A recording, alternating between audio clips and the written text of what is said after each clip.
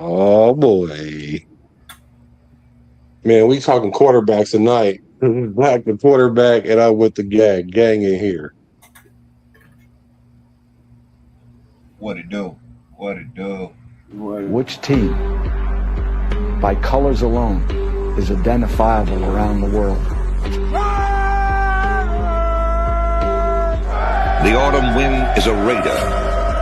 Which team, by slogan, commitment to excellence?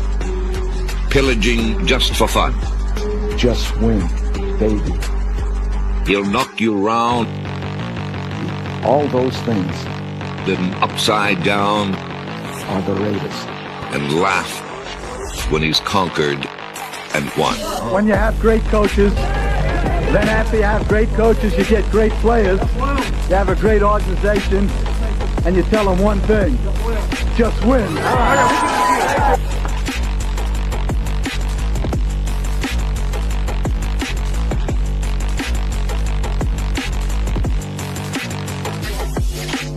He's blowing up. Raiders.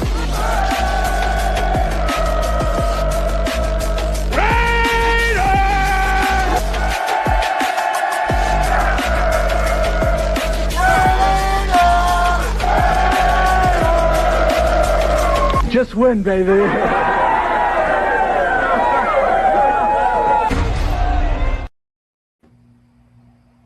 Oh boy, oh boy, we on a late night. It's the late nighter. It's a late night edition. I guess this is the Bart show, but we got the gang on the Bart. We got Dirty Raider himself. Make sure y'all go to this channel. We multi-streaming there. Thank you for linking that because I overlooked that, Dirty. So good looking, brother. That's why it's important you have good teammates. And you can't forget Pizzle for Shizzle. You know? What's cracking, y'all? What's cracking? Saturday night. Yes, sir. We talking quarterbacks tonight. You know, Black the quarterback is talking quarterbacks, and I got the guys too. Because now it's starting to be a little bit of talk about Kirk Cousins, which I'm glad about because that's what we should be talking about, Kirk Cousins. But I see people be coming for Kirk, so I'm gonna have to be. I'm calling him Cousin Kirk at this point. That's Cousin Kirk. That's what I'm calling him from here on out right now. Because everybody act like they don't know that he's going to be the starting quarterback, and he's obviously going to be the starting quarterback. Like, it's a no-brainer, y'all. And I had a real good comment section today. I had a gentleman named Common Sense, and he dropped the most common sense one. So when we start talking about Kirk Cousins and the Derek Carr and the Matt Schaub talk, then I'll get into that. But the thing that really inspired me about this quarterback talk is the love for Aidan O'Connell. Can somebody, anybody, anywhere explain to me why do we love Aidan O'Connell so much? Like, so much that this boy throw 3 touchdowns with the third team, and everybody talking about he cooking in camp already. Y'all was doing this with Aidan O'Connell last year. So I'm going to be open-minded tonight, and if no one tonight convinces me or changes my mind, I'm going to flame him until he out of here. For real. So We'll get the flaming on because I can't even stick up for him, bro. Like, he's okay. He's all right. He ain't, you know what I mean? He ain't the business. You know, it's like you can. When he got drafted, I said this is a bona fide, glorified backup. That's all he'll ever be. I agree. Backup. Glorified backup. dang. What up, Bruce Willis? Blessings, What's up, brother. Bruce? Yeah. Oh, so it ain't nobody even on the panel that can even help him. No, not on this side. No, they only got Ben's the only guy around that's gonna help him. So, well, can we speculate why the nation loves him so much? Because he beat the Chiefs. Because he beat the. Okay, all right. Let's have that talk. That's great point, Dirty. Okay, I remember the last time we beat the Chiefs. We beat them with 5 field goals. Aidan O'Connell didn't have no touchdowns, no interception, and threw for like 150 yards or something like that. So how is that? Just because he was the quarterback, he was the reason why we won? I'm curious. I wouldn't even say he was the reason we won. Like, truthfully, like when we went and beat Kansas City, when he was the quarterback, bro, we ran the ball. We ran the ball damn near the whole game. We only threw like 6 or 7 passes the whole fucking game. So how does he beat the chart like the Chiefs, bro? Like that don't make no sense to me. Like we beat the Chiefs. You know, the defense beat the Chiefs that game. It had nothing to do with Aidan O'Connell. It had everything to do with the defense, and it had everything to do with I hate to say it, but a hell of a game by Zamir White. Not Zeus. Zamir White had a hell of a game in that game. So let's look at that. We gonna peek at that, take a gander at that, because I know the game before the 5 field goal game was we were playing with AP. These are the games I remember. I know we play them twice a week, a year, but the last time I remember Aidan playing them was we were driving down the field for the 4th quarter field goal or whatever it was, and AP had Aidan O'Connell scramble and throw the ball out of bounds or something crazy, right? For whatever, to kill some time off the clock. And I remember we got this big completion, and then we were running down the field, and Aidan O'Connell had JPJ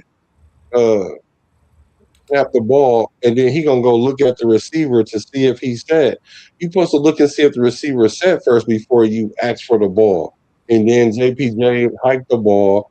Aidan O'Connell fumbled it, and everybody was blaming JPJ. And I'm not gonna say Aidan O'Connell came out and said it was on him, but I don't remember him saying it was on him. So even then, he didn't beat him. So let's see. What's Aidan O'Connell's record against the Kansas City Chiefs? O'Connell has a 2-2 record against the Kansas City Chiefs. Did it say it didn't know? No, I said 2-2 record. That ain't good. That's not something to be proud of. 2-2, you 500. Well, I guess that's good because the other quarterbacks have a hard time beating the Chiefs at all, I guess. Okay.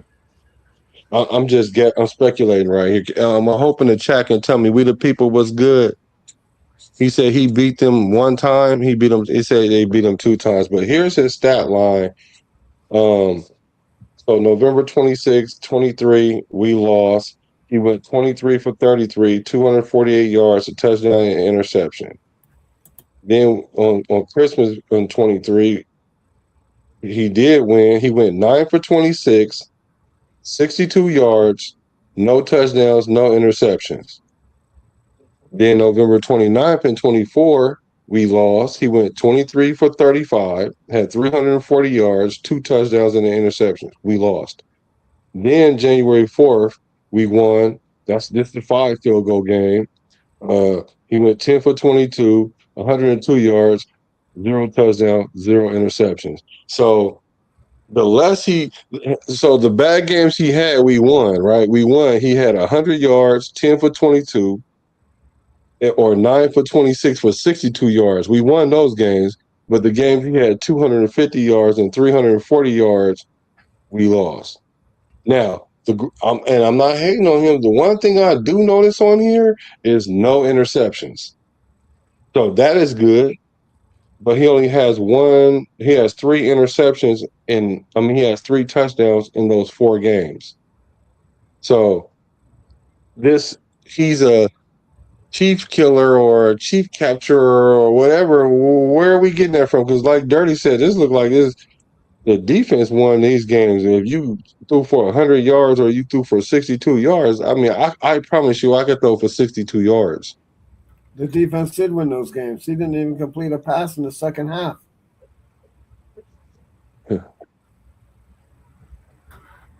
So it can't be because he beats the Chiefs. It's not. Because he ain't the reason why we beat the Chiefs.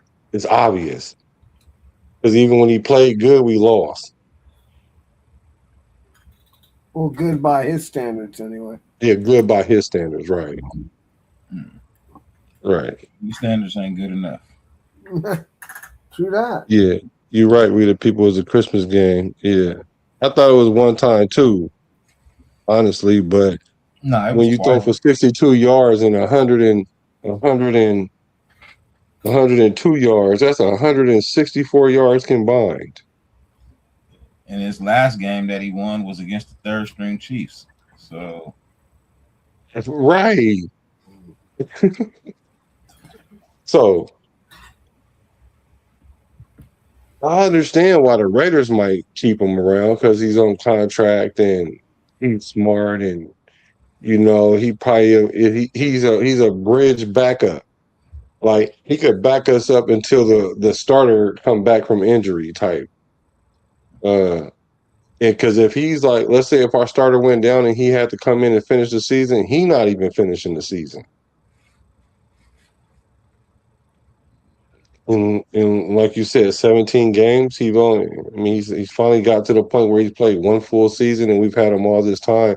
He has a gang of experience already. Played in like 22 games. So what more do we need to see out of AOC? Can somebody help me? Anybody? shit, I need to see a whole lot more. I need to see a whole lot more. I need to see some consistency. I need to see, you know what?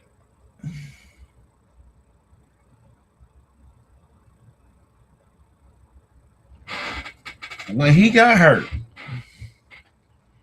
and had to get carted off or bruised, that made me feel some type of way. Made me feel a way. Just being honest.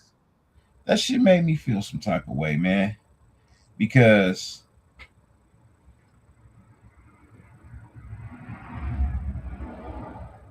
that there,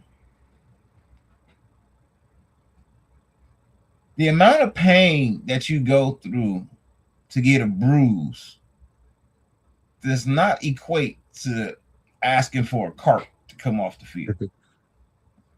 It doesn't. Like, it's a bruise. Like, you know how many people tear something and limp off the field? You bruised your inner thigh, which I don't know how that happens. But you bruise your inner thigh or your knee or whatever it is, your lower extremity. And you come back to play. And when you come back to play, you play in volleyball pads. That was odd. All the equipment they got in the world, and in that locker room, you chose volleyball pads. I think I remember him saying something about his wife. Hold on, let me see. Go ahead, my bad. Yeah, something like that, but still, like, I'm not sold on Aidan O'Connell. I would say if Fernando Mendoza is not ready and Kirk Cousins just gets to screwing up, I mean, he's a viable, like you said, a viable bridge quarterback. That's because he's always going to be a decent backup quarterback. He's never going to be anybody's bona fide, take you to the Super Bowl, get you in the playoffs starter. He's never going to be that. That's not going to happen. So why we keep him around? Probably because he's cheap and under contract. That would be my best thought as to why we keep him around.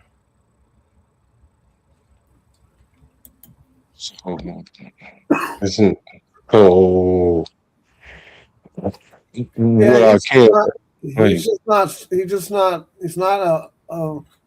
a scrambling quarterback. He's definitely not a running quarterback. So, he's basically a statue. And I mean, if you got a good offensive line, I guess he could probably work out for you, but you still got to be a little bit mobile. And he looks funny when he tries to run. So I don't know. I believe even with a good offensive line, I still don't think he's like a starter. No, well, I don't think he'd be a starter either. I mean, that's why, and I don't think we drafted him to be a starter. I think we forced him into a starting role, right? Because at the end of the season with AP, right? He came in and won some games, right? So, you know, at the end of the day, he's just like you said, he's just a bona fide backup. And that's all, you know, like that's all he's ever going to be.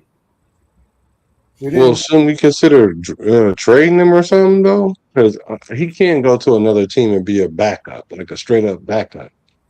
And then they'll mess around and find out how good he is when he plays, like multiple games. But he's good enough to get signed. Like, shouldn't we move on from Aidan O'Connell? Well, I don't think he's got any draft value. What are you going to get for him? I mean, if you can get something for Tyree, you can get something for AOC. If we get something for who? Tyree? You can get something for Tyree Wilson. You can get something for AOC. Yeah, well Tyree was a first round. Was a number 7 pick or something though. Yeah, but Aidan O'Connell is a glorified backup. He is. Somebody needs a glorified backup. Yeah. Maybe once, like before the trade deadline. Because I wouldn't even be surprised if he ended up with the Chargers being the backup. The Chargers, you know what?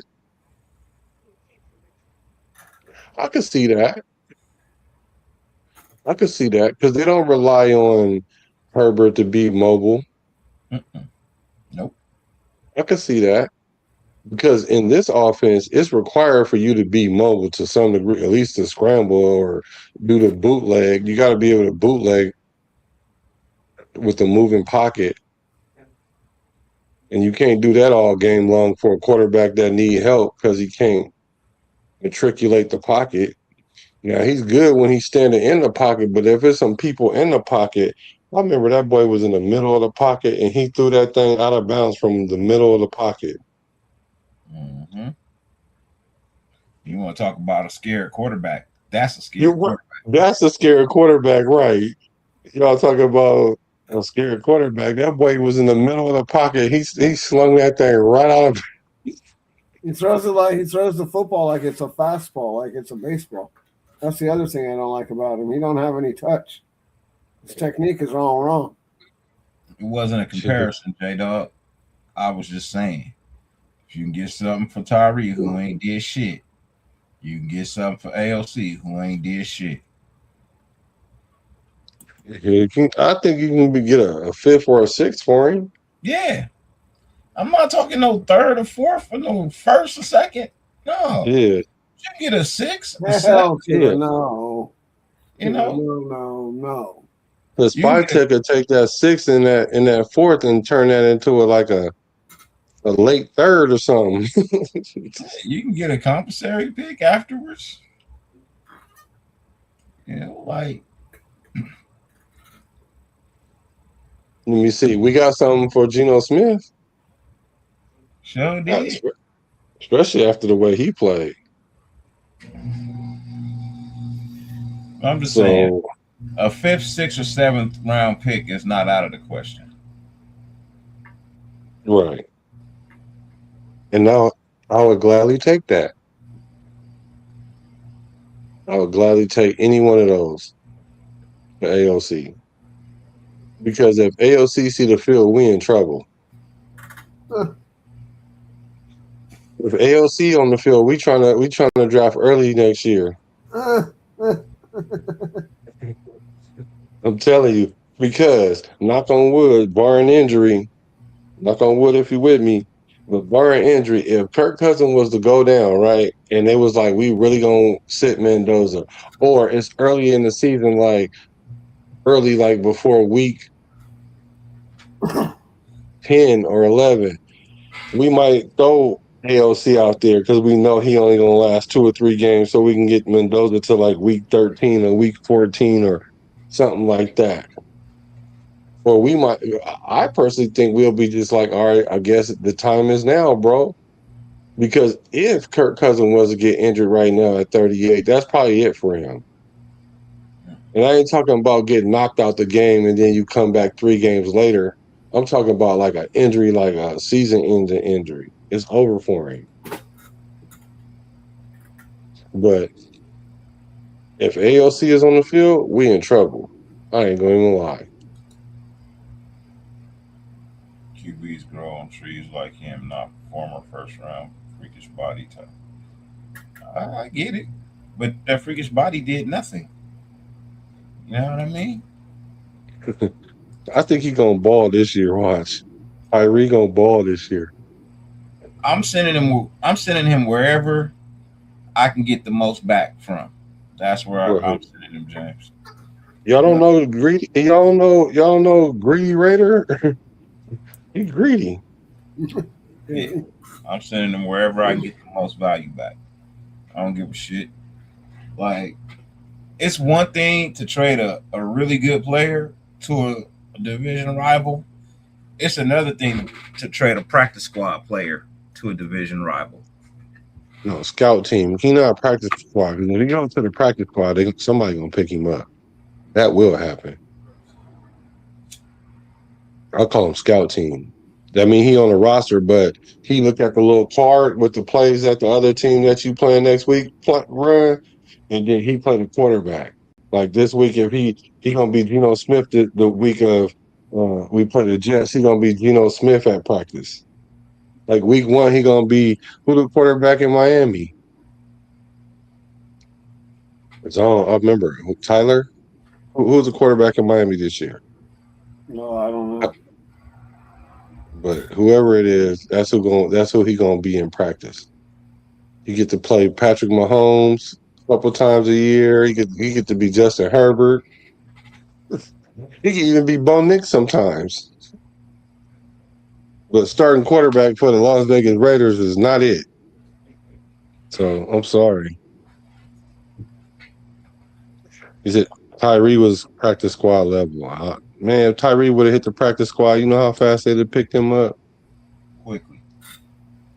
Said AOC can't make something happen if the pocket's collapsing or not clean. Even if he senses pressure, it's a problem. Factual.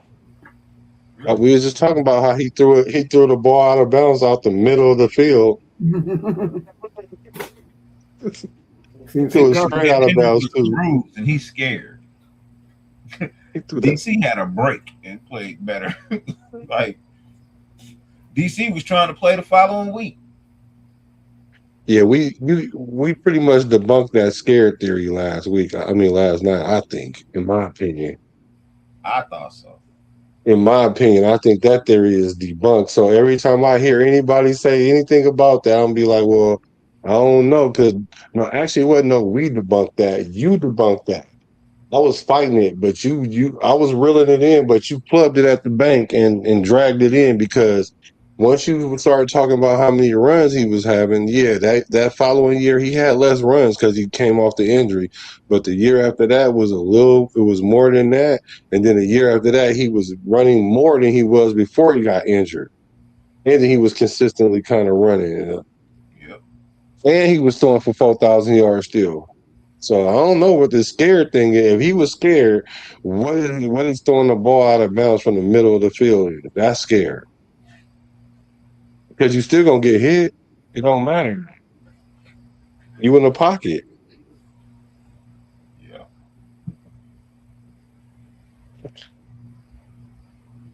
What do you say? I thought Fields was gonna play all season, and now Mahomes week 1.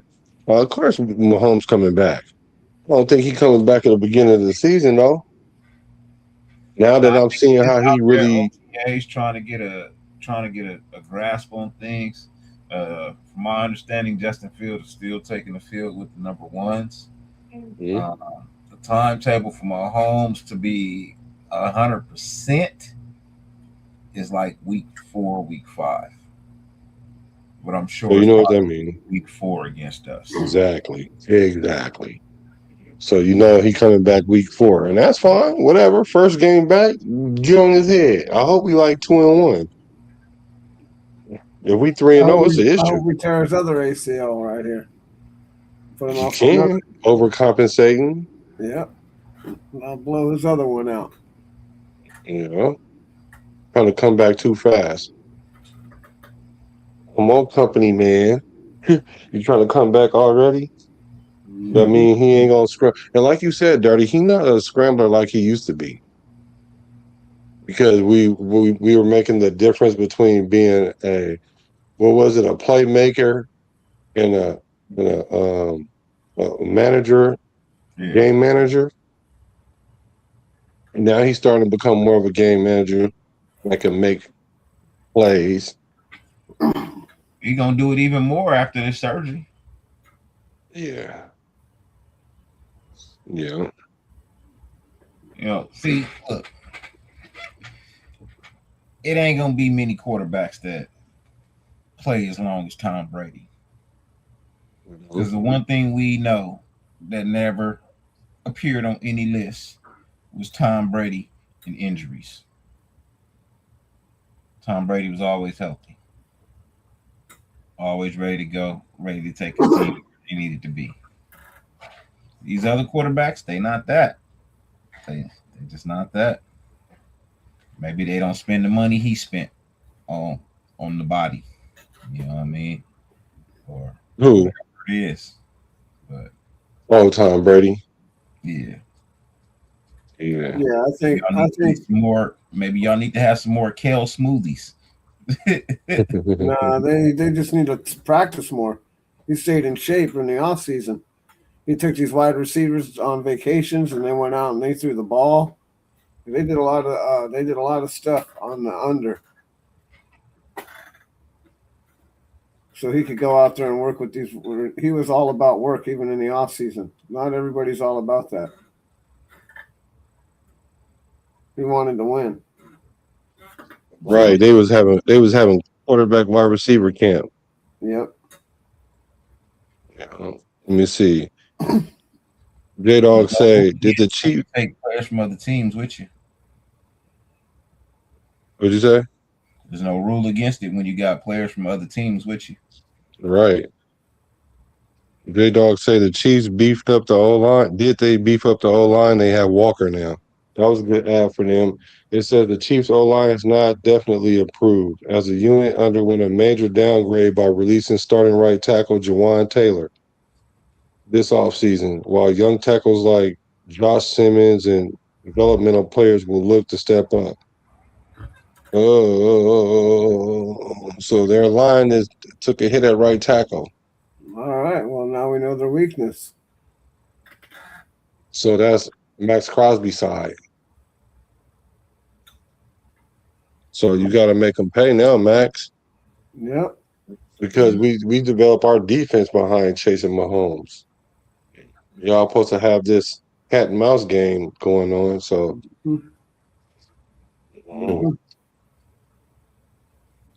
So I'm not seeing nothing in the chat about AOC. You guys didn't help his argument any. I know what Ben gonna say. He gonna say he beat the Chiefs, but he ain't never beat the Chiefs. Actually, not throwing for 160 yards between two games. So going 9 for 20 and whatever it was terrible. Like the boy had 67 yards in one game and 102 in another. Like what? That's embarrassing as an NFL quarterback. That's embarrassing as a Pop Warner. Maybe not Pop Warner. Let me not go that far. But you better throw for more than 102 yards in high school. Well, that was like Rex Grossman's 33-yard season. Not Rex Grossman. That's better than Derek Carr, right? Oh, hey. Rex Grossman. Some people be on that good. Nah, that's beyond good. That's laced with a fan. There's something else going on in it. We 30 minutes in, man. Let's get a people commercial, man. Let's get a gosh. Go ahead. Get a people commercial, bro. You couldn't wait till the clock struck 30.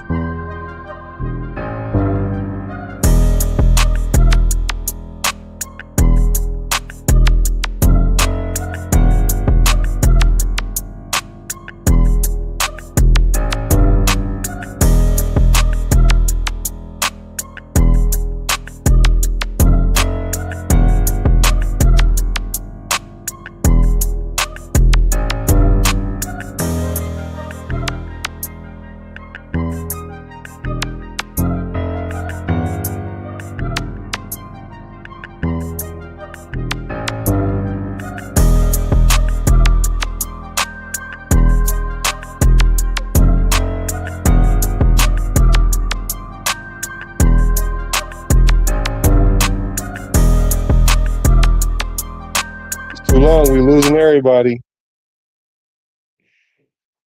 We lost everybody. They came in and left. Saw them come in, then I see them leave. But that's a transition. We transitioning now. We done with AOC. That's hilarious. We done with AOC.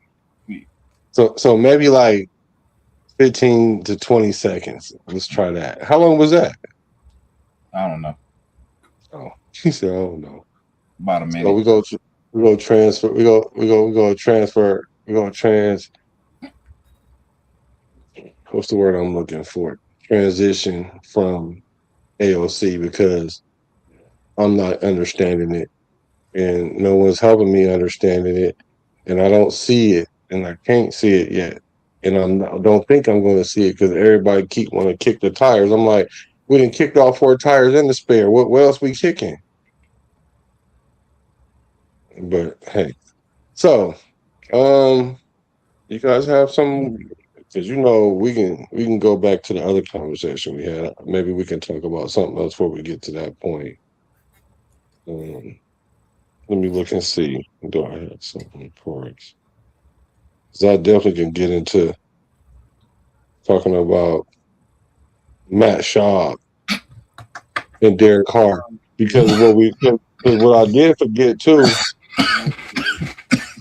you know what I forgot? I forgot really Derek Carr got the job by default because Matt Schaub was injured in the preseason. And he came to us off of injury. But he was healthy come game 1 and he had lost the position. But he didn't play game. He didn't even start no games for us. I know, because he lost the position. Because in preseason his elbow messed up, flared up. So Derek Carr beat him in the preseason because he was injured. In the preseason. Matt Flynn was what was his excuse? Oh, I don't know. Matt Flynn was garbage. He was only good when he threw 5 touchdowns against us. When he was getting ready to lead the league. So I don't even know why we talking about AOC. I don't know either why we talking about Honestly, AOC. Man, people keep bringing him up, bro. That's why we keep talking about him. Because people keep bringing him up. I don't know why. I mean, yeah, I said I would love to see AOC get a chance. You know what I mean? But let's just be honest. Like, I don't want him to be a starter, like, unless he can show me something different. But as far as I know, the only ones running with 1s and 2s is Mendoza and Cousins, and they flip-flop with 1s and 2s. And when 3s come on the field, that's when you see AOC. And they're not even on the same field. They 2 fields over. And they was talking about him throwing 3 touchdowns in OTAs. That's why his name popped up. Ouch. 3 and OTAs. Ooh. All right. Ooh, somebody stop me. Somebody give him a torch, bro, because he's on fire. Yeah. Somebody call Station 18. Put this boy out. So let me ask you guys this then. What players, and me and Pizzle went through this, but I want to know from you, what players you think that's on the squad this year that if they don't perform better, like considerably better this year, they won't be on the team next year? Who's on your hit list? Who's on your hit list? Now you want me to tell you who my hit list was? Yeah. Okay. So here was from 10 down to 1. Mau, Yep. DJ Glaze, Yep. Darian Porter, Yep. Thomas Booker, Yep. Adam Butler, Maybe. Tony Lindenberg, Maybe. AOC, Yep. Jordan Meredith, Of course. Malcolm Kuntz, Oh yeah. and Should have been number 1. Dylan Lobby. Oh well, he's number 1. Oh, so my list was kind of cool. So my list was kind of had some validity. Yeah, those are probably the names that would have come to mind for me too. Right.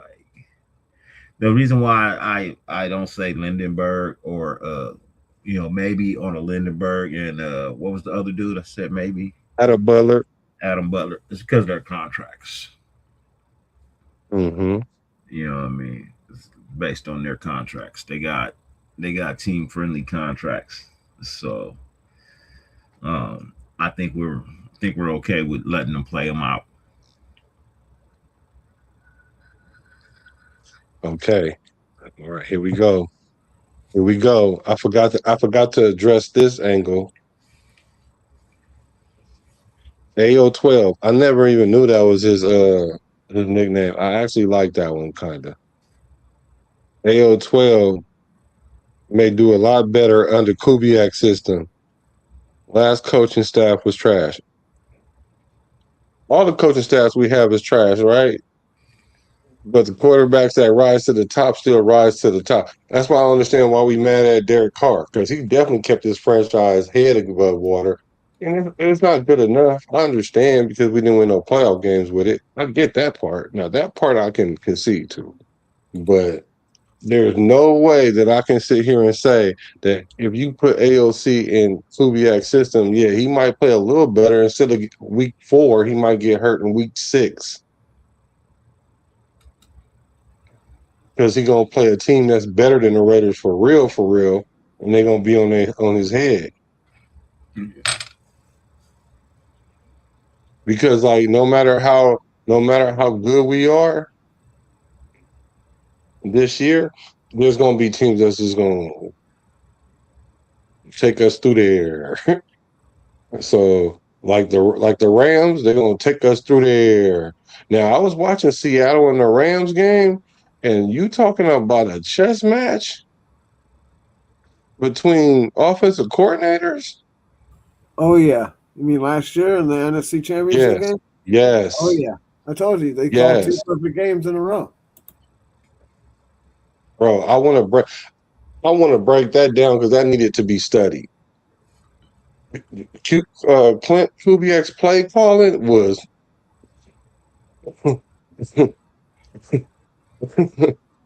I'm telling you, like that's what's going to give us the edge over the Niners, Seattle, and the Rams this year.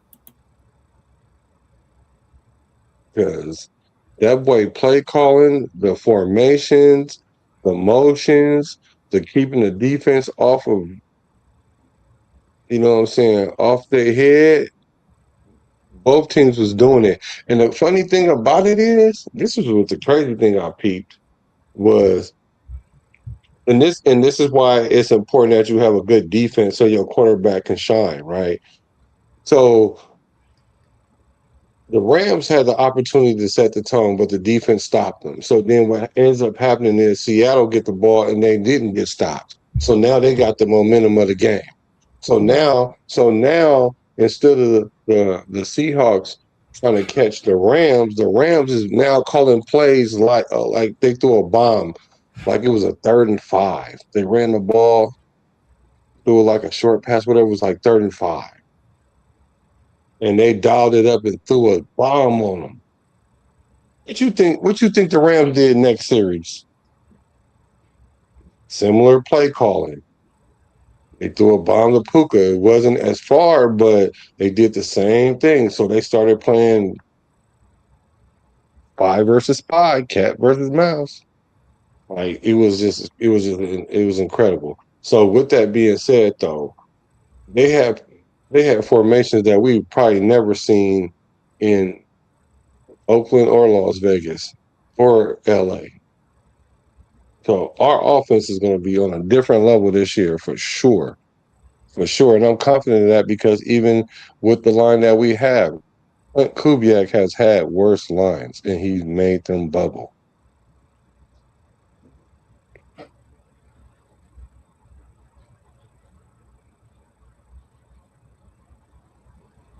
No? Yeah. So did you have any other people on your hit list? Offensive line coaches made him bubble. I don't remember dude's name, but he's the one that's making them bubble.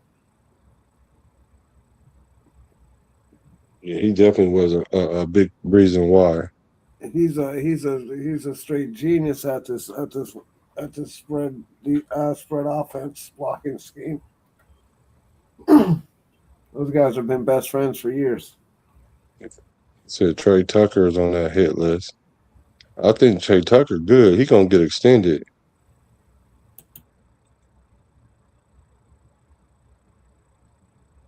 Ooh, good question. Justice for 12. If the game becomes a shootout, which QB do AOC beat, if any?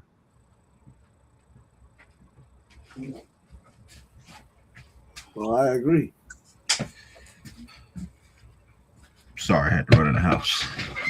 Oh, I was wondering. I was talking to you, and I was like, "Oh, he must not be there."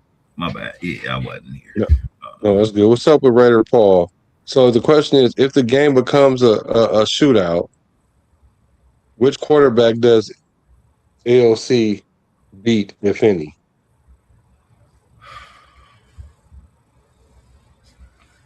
I couldn't even tell you. What up, Raider Paul? Like beat? What up, Raider Paul? In a shootout? In a shootout.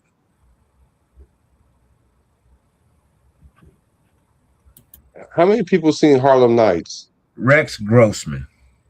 You know, I thought that first. That was the first person I thought of.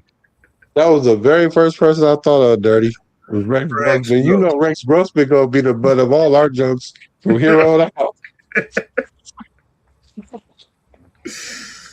For real. Rex Grossman gonna be the butt of our jokes from here on out, for sure. So, okay. Maybe I should just... You can go back to the finals all you want, Raider Paul, but y'all not beating the Knicks. That's crazy. They better blow the Knicks out. The Knicks better not win no more than 2 games on everything. Knicks center got a broken finger, so it might be tough. So if the Knicks even come close to winning this championship, if they even win a championship, I'm for sure not watching the NBA no more. Already ain't watching it now. If they got their center, it'll be a tough series. If they ain't got their center, I just don't see it. Who's stopping Wemby? I said y'all wasn't beating OKC. I don't give a shit about the Thunder. If I root for anybody aside from my Clippers, it would have probably been Anthony Edwards in the Minnesota Timberwolves.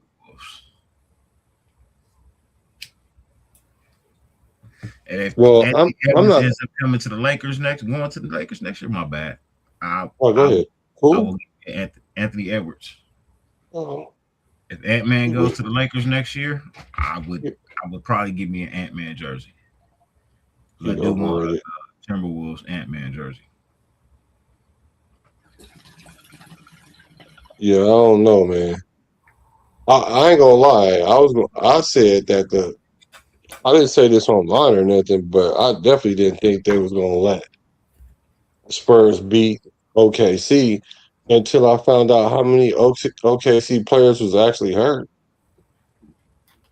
But still, even with that being said, though, them players that was hurt, it was hurt when OKC won those 3 games too. So they just fumbled the bag this year, for sure.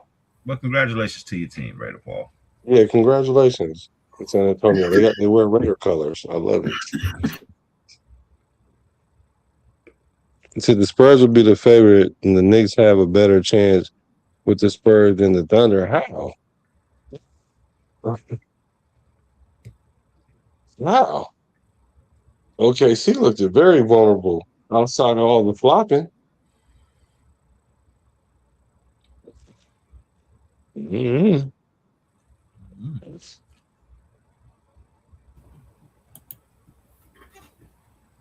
see. So you don't have anybody else on your hit list that wasn't on my list? Probably Rudy Gay. Oh, you talking about the kicker? Yeah. Oh, Matt A with the G being silent? Yeah, I'm sorry. Matt Gay. Rudy Gay was a baller. Yeah. Matt Gay. If Matt Gay is if he's trash in the preseason, I think he's out of here. It'll be the mistletoe's job. Or rocket toe or toe missile or whatever. Tokyo toe, bro. Tokyo. He's just a rocket toe. Mistletoe. The mistletoe. Yeah. That boy mistletoe. I hope he comes with a bigger leg than 52 yards, bro. That boy mistletoe. What up, Raider Lee? If he kicked 55, 56, 57, 58, I'm gonna call him mistletoe. That's what I'm gonna call him. Because he has to hit 65 for him to be a mistletoe. Well, no, like going from 52 to like 59 is like a big leap. I don't expect us to get a kicker to kick 65, bro. Not all kickers kick at 65, but it's like 3 of them. I need that kicker that dropped 70 on us. Oh, but that fool was kicking them in preseason too. Remember he kicked the record that didn't count, and then he kicked it against us and it did count. And then he broke it the following week against somebody else. Made me feel. So what are your thoughts about the Tokyo Toe? Do you think? I mean, we only got 2 kickers in camp right now, and we got Matt A with the G being silent, and we got the mistletoe, the Tokyo Toe, the tornado toe. I want whoever's more accurate. I don't give a shit from how far. Out of the 2? I don't care if you only come in to kick 50 yards and less. Man, I just want the quarter. I just want the toe that's accurate, bro. The monsoon toe. It's the monsoon toe. I just shit, bro. Nobody. I don't think anybody ever be like our half-footed kicker that we had. Oh, you talking about George Blanda? Yeah, half a foot. Yeah. Was it Blanda? No. But Blanda was our kicker and our quarterback. But you talking about the dude that had his toe with the shoe that was flat. Yeah. Hey, so Raider Lee. Everybody, a lot of people are rooting for him. And my question once again is why? Why? Because y'all like the story that he learned how to kick on YouTube and he was a Raider fan? Like, I get Everybody that. likes underdog story though. Bro, I'd rather win underdog games than listen to an underdog story because if you're not kicking 55 plus with some level of accuracy, and we need a 54-yard field goal in the game on the line, bro, I'm not confident with that. He might hit it. He might hit it. But then the next time we're in that situation, he probably going to miss it. And then after that, he's probably going to miss it. Yeah. And then, I don't know. So what are we going to do about this kicking situation? Well, I guess, like you said, well, I mean the Raiders. No, I know, but I don't think they're going to do nothing. Well, maybe not. So as long as career field goal is 52 yards. Right. In Hawaii or something at home. That's woo. Yeah. That's some pretty dense air. It's humid over there. But my thing is this: what happened when you kicking in the elements? Yeah. I mean, he made 25 straight. He made 25 straight to open the season. It's a record. 25 straight. Mm-hmm. It was what? From 47, 48, 49, 45, 51, 48, 42. You better be accurate at that, especially in the NFL. The thing about Janikowski, he might miss a 42-yarder, right? And then gonna come back and kick a 59-yarder. But I know that's the reason why longer than 52. Ooh, they both is the same kicker. Well, if that's the case, I'm gonna go with the Tokyo Toad too. Then, if that's the case, if they both kicking 52-yarders, yeah. Whoever on the coaching staff needs to be fired. Special teams. He hasn't been accurate in any team that he's played for, and I think we're like the fourth team. So I damn sure know he wasn't accurate in Frisco. I think his best season might have been with the Rams. 72%. That's not look good. 7 out of 10.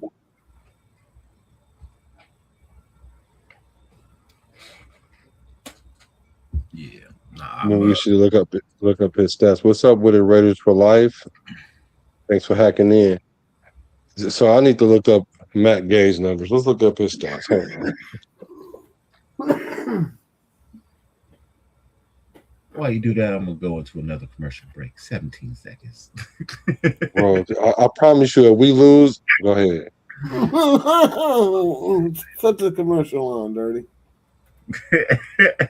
I'm gonna put the band on him because we got 16 people in here. I promise you. 17 seconds. Let's go. Hey, if your girl in the room, put your phone down. Change the channel for 17 seconds. Hit it.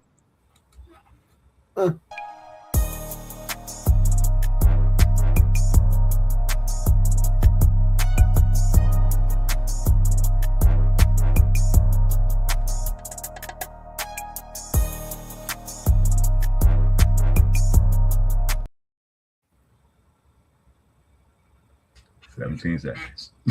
Thank you. We survived it. Y'all. Hit the like button because we survived, y'all. Okay, here we go. Through 7 NFL seasons, place kicker Matt A with the G being silent has converted 182 of 216 field goals. That's 84.3%. And 232 of 240 extra points, which is 96%. His career-long field goal is 58 yards. Oh yeah. Hold up. Wait a minute. I gotta go look at his stats for real now. Sometimes AI be lying. Because you just said 52 yards and they said 58 is the longest. His longest is 56. It say right here on ESPN. Raider Lee. That's a great 17 seconds. That's a great 17 seconds. So last year, who did he play with last year? The Niners? Last year he went 17 for 23, went 4 for 4 from 20 to 29, from 30 to 39 he went 3 for 4, from 40 to 49 he went 6 for 6, for 50 plus he went 4 for 9. See, that's scary. Longest being 56. All his longest in his career was 58. But But he 4 make for them 9 extra is not points. good. That means he made 5. I missed 5 out of 9. But his longest is 58 though. So we know he kind of got the leg to do it. So basically, this is what it's going to boil down to. If the Tokyo Toe can beat him out in camp, then we're going to have an international player on our team. Go ahead, read that. Tokyo Toe makes goes in the preseason and makes roster is going to get crazy for us, like Otani for the Dodgers, except Expect. Couldn't see it. in the international game for us in Japan. For us in Japan. When do we go to Japan? The NFL is scheduled to go to Japan in 2028. Rosetown was good. What up, Rose? He said he came in on the right time. Don't feed the animals. You don't see the sign? It say don't feed the animals. Dirty with it. You know, he ready for it. He here for it. That's why he the king of late night. People love the 17 seconds. So for super chats. So for 50, so like you said though, he missed 5 out of 9. He might have had a bad. Yeah, let's look at his career though. Let me look at his career. Hit from 50 plus. Let me see. He went 5 for 8, 1 for 1, 4 for 5, 7 for 9, 8 for 13, 3 for 9, 4 for 9. That's a good way to get kicked off a team. 0 to 0. So overall, he's 32 for 54 from 50 plus.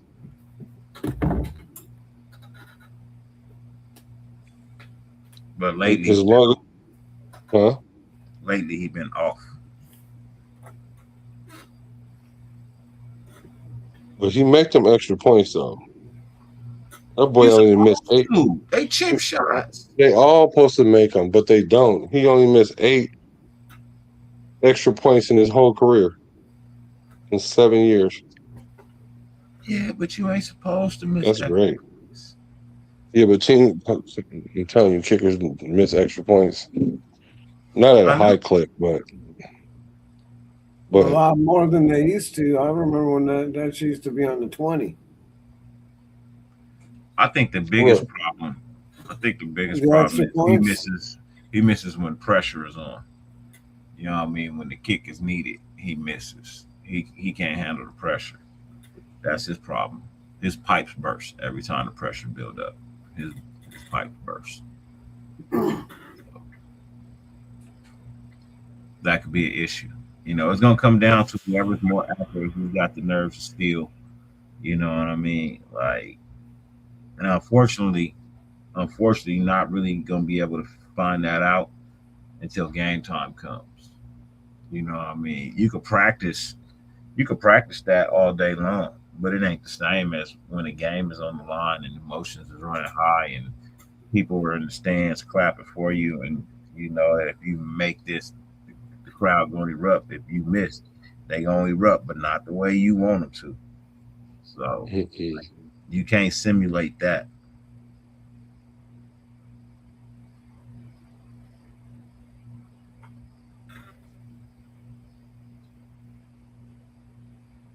That's one thing you cannot simulate. So we'll see. That's only tough. Well, at least I know he can kick field goals past 56 or 55.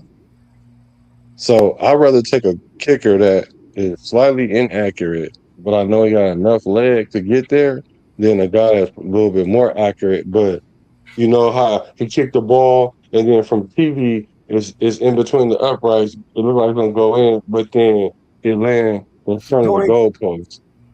Yeah, doink. or a doink. So I don't. Say he can't kick it from that far. We don't know. That's just the only one that's been recorded. We don't know if he ever had to kick from 58 or 60. Okay. 52 might have been the longest he ever really had to kick. You know what I mean? Fair Let's enough. find out. Let's find out. I'm gonna go ahead. I'm gonna look for his 52-yard kick. I'm gonna look at it. Up. Monsoon toe. He said the monsoon toe. He don't even have no stats. Where's college stats at? And he gonna be a rookie too. First of all, he's 6'2". That's a big Asian. Yeah, he is a big Asian. That's big.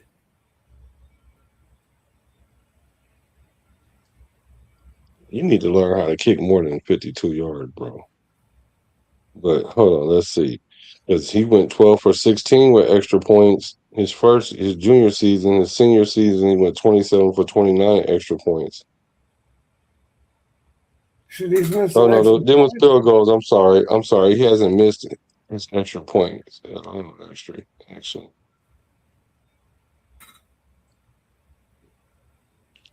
I'm trying to see where his longest kick is though.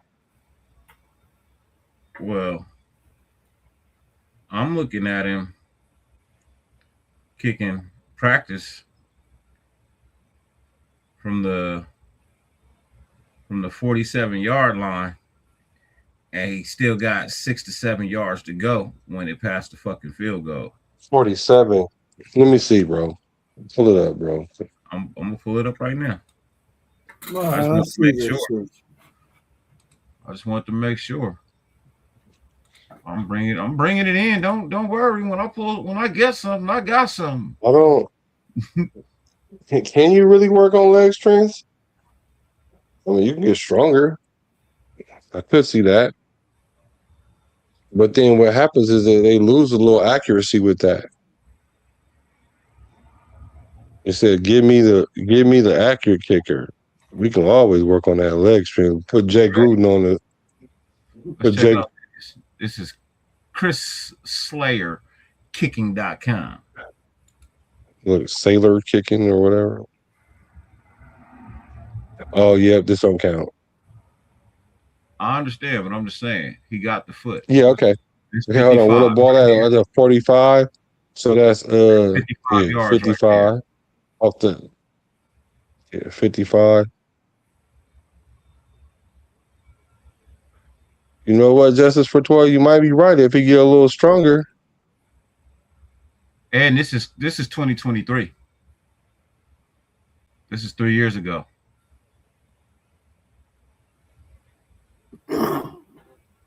So this is from 50. This is in high school. Oh, this even. Oh no, I don't want to see that then. Because if he kicking 50. Oh, so basically, your argument is they might not actually in college they might not never put him out there that far. So we really don't know. So you really don't know. Right, because they're not about to put no college kicker out there for 52 unless it's like the end of the game and they don't have no choice. So Justice for 12, you might be right. You might be right, actually. And all his shit is through the uprights, bro. Like, look at the loft that he got on that shit. You know what I mean? Like, that's a hell of a kickoff. I'm not worried about him in the pressure because you know the Asian culture they put a lot of pressure on their kids. They know all about pressure. Not that I'm part Asian or something, but Just from what I understand, you get a B, you get kicked out the family. You're like, well, I got a B. My family might take me to Sizzlers.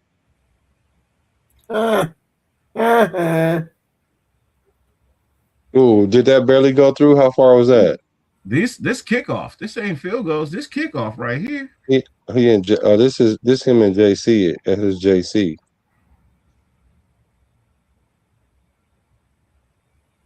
Oh, he can punt too? Oh, you punt too? Oh, you punt too? So you find out you punt too. Okay. That's from the 50 to the end zone. Okay. You find out you punt too.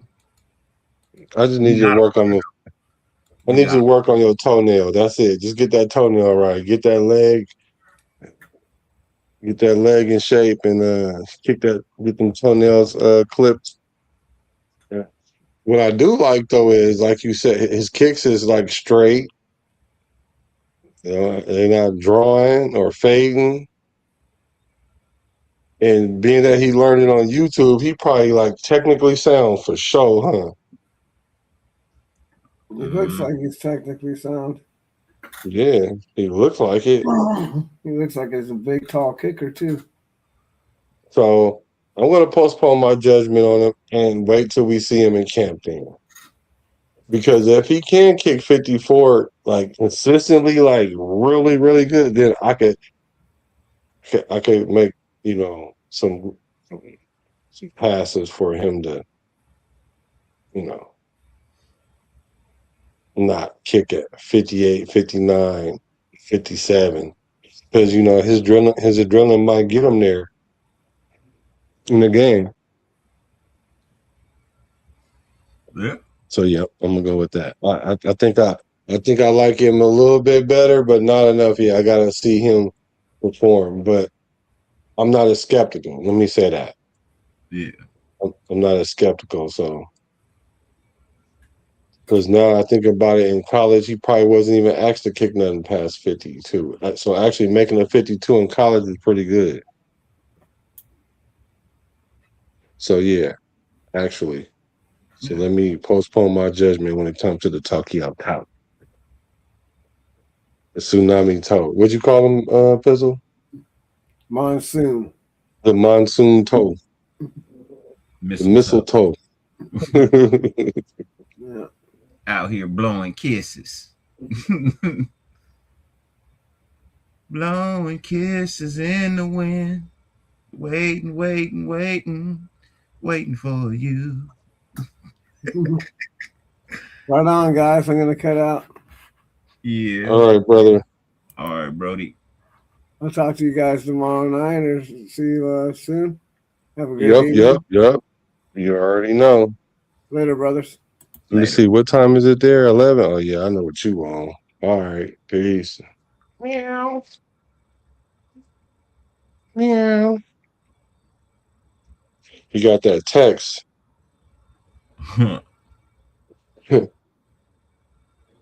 What you doing? Nothing? Yep. So that's how it be sometimes. Yeah, I get it. If it ain't in the house, you got to get it out the house. Yeah. But in-house is better because all you got to do is wake up and roll over. Or you just have an inkling on your mind. I would say you got to do more than that. I don't mean just that, but you ain't got to go make no phone call. You ain't got to wait for somebody to show up. You can roll over and do your Dougie and go right back to sleep. By the time somebody could show up, before DoorDash could show up. That's a perk. Okay. So, all right. So let me see what else now. What else we can talk about all late night? Because we agreeing too much. We agreed on Derek Carr. I think that's the only thing we really agree. Now, I won't say the only thing, but we really, really are the only ones on that Derek Carr island because everybody want to flame Derek Carr. And I think that's disrespectful. And I don't even know why people acting like that with Derek Carr. It really made me mad though, because it makes me feel like we will never be grateful unless we win a Super Bowl, and that's terrible. Yeah, it's unfortunate. You know what I Because I mean? think, go ahead. I'm sorry. No, it's unfortunate people think that way. Like, I get it. The Super Bowl is, what everybody strives for. But if I could just get a team that's not a laughing stock of the NFL, I'd be fine, bro. I'll eventually get another ring, hopefully, but I would give anything just not to be the laughing stock of the NFL. What up, Phil? Philly Phil, my guy. What's good with you? Philly Phil. Good with it, brother. And so, were we the laughing stock last year? I think we were the We've been laughing stock laughing the year stock before that. years. No, I don't think that. I do. No, it's teams that were much more laughing stock than we were, no matter how dysfunctional we Yeah, but look. they don't talk about them. They talk about us and how bad we are. They They don't talk stopped talking about the Raiders for the last couple of years. Except for when Pete Carroll came. In AP, they was we was a joke. We was a laughing stock that year. Actually, you're right, because even when we had McDaniels, they was talking about us, but they wasn't even really talking about us bad. They was just like trying to figure out if McDaniels was going to end up making himself a head coach, or is he really just a good coordinator? But to us, he really he almost sunk the franchise, in my opinion. Yeah. I mean, I feel like he did sink the franchise. Right. Because he sent us on the quarterback carousel. Mm-hmm. On the most atrocious one, too. You mean Garoppolo? Huh? I said what? Because we went and got Jimmy Garoppolo. And how many games he played? I don't even think he played that many games.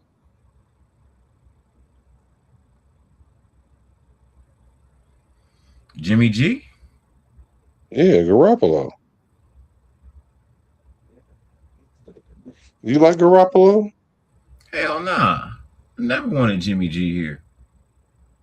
Oh. Mendoza I knew. forced the Raiders to rethink QB1. Okay. Who said that? Yeah.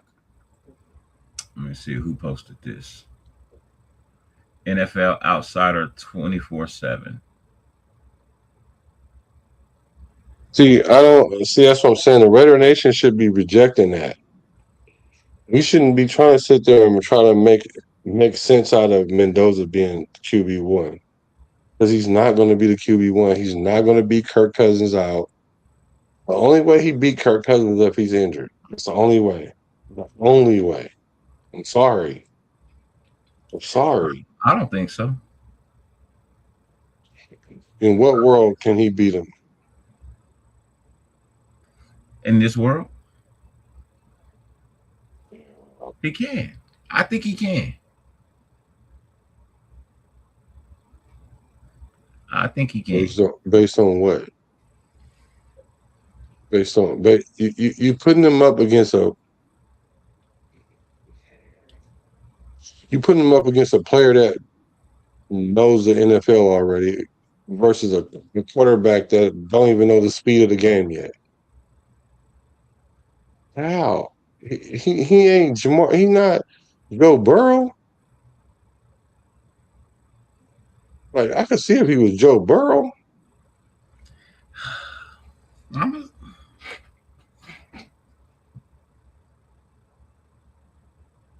It has Kirk won. He did what Joe Burrow did. What has Kirk won? But win a playoff game. Well, like I said, Gang threw for 4,000 yards 7 times. And he consistently in that range. The only thing that could stop him from losing his job is him getting injured. I'm telling you, that's it. Clint Kubiak went and got this guy, knowing that we had the number 1 pick and knowing we was going to get Mendoza, and they went and got Kirk Cousins for a reason. So that way, this first year don't look bad with a new quarterback that don't know the system, don't know the speed of the game, don't know the ups and downs and the lefts and rights of the offense yet. But you can go get a quarterback that you know play at that level, that performs at that level at a high level. The only thing you hope he don't hit is a wall in his age, and you'll see that coming. So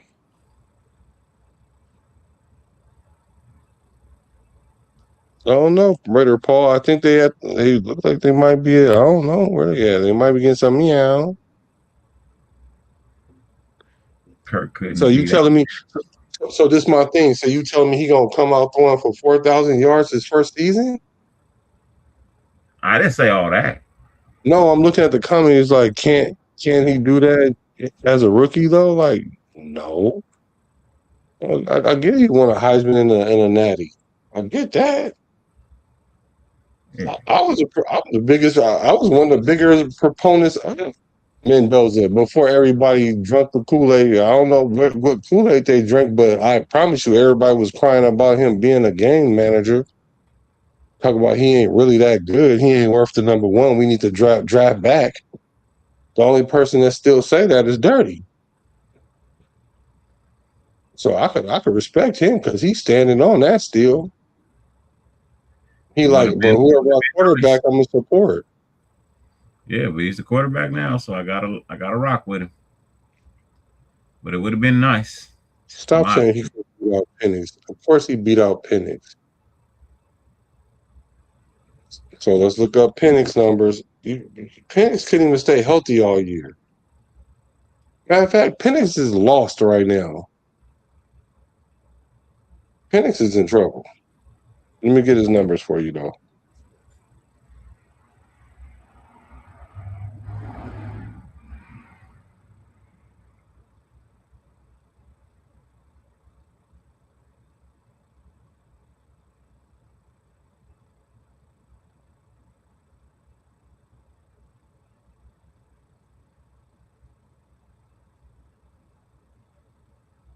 Well, Dirty, you gotta clean up the dead air. Oh, well, you was talking about Penix, and I got lost because I'm trying to figure out why we talking about Penix. You know what I mean? Like to me, because the comment. Oh, I thought the comment was on the board. My bad. He said he couldn't beat out Penix. Kirk Cousins couldn't beat out Penix. Yeah, and I don't. Oh, that's why we talking about Penix. Okay. I was wondering. I'm like, where'd you see that? I didn't scroll down far enough. Yeah, my bad. I thought it was on the screen. My bad.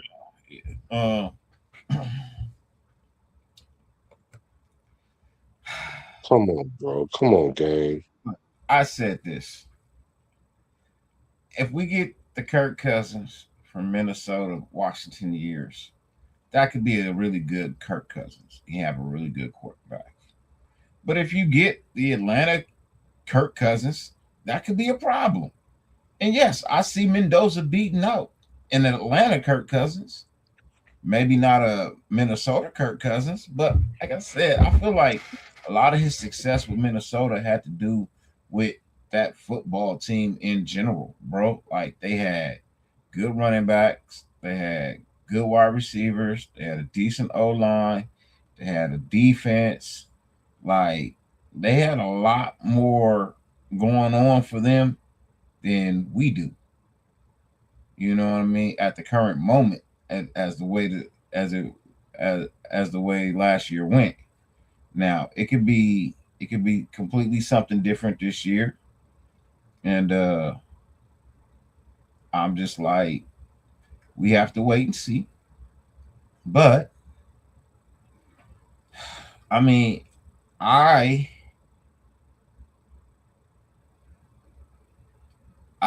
would like to see Mendoza go out and win the job. I'm just saying, when you get drafted number 1 overall, I have a high expectation of it. Now, if it don't happen, it don't happen. And it's very understandable if it don't happen. But when you get drafted number 1 overall, bro, there's going to be people that expect you to go out there and win the job. I'm one of those people. There's going to be other people that would prefer you to sit and learn. They're entitled to that. I don't want to feel like I wasted a first round draft pick for no reason at all, bro. For no reason at all. So I wanted to go out there. Stick him out there. The last quarterback we drafted that won the job and held on the job for 10 years was drafted in the second round. So I would expect my first round, number 1 overall, to have the same performance, if not better. Situations are different. I understand that. Derek Carr got that job by defense. I don't think they are, Black. Rebuild offensive line 2014, rebuild line 2026. No real wide receiver room in 2014, no real wide receiver room in 2026. Defense wasn't that good. Defense still isn't that good until we see them play. So, but you're comparing everything, but the important thing is the quarterback play itself. Well, everybody keeps saying Matt Schaub literally was injured in the preseason. He was injured. So he's gonna get beat out by Derek Carr if you're injured in the preseason. And he was injured the year before that, and then the year after that, he started 3 games in 7 years. After that, 7 years. That's a career for some players. The average time in the NFL is like 4 years. He literally kept a job based on his name and did not play nowhere. Matter of fact, Kirk Cousins had a better career from the age of 31 to the age that he is right now, including his Atlanta years, than Matt Schaub had his whole career. And I'm talking about post 30. Bro. Kirk Cousins is him, bro. Matter of fact, if we didn't have the number 1 pick and we had just Kirk Cousins and AOC, I would be confident that we would play good this year. I would be like, we need a better backup than AOC, though, in the event that Kirk Cousins do get hurt because he is 38. Yeah,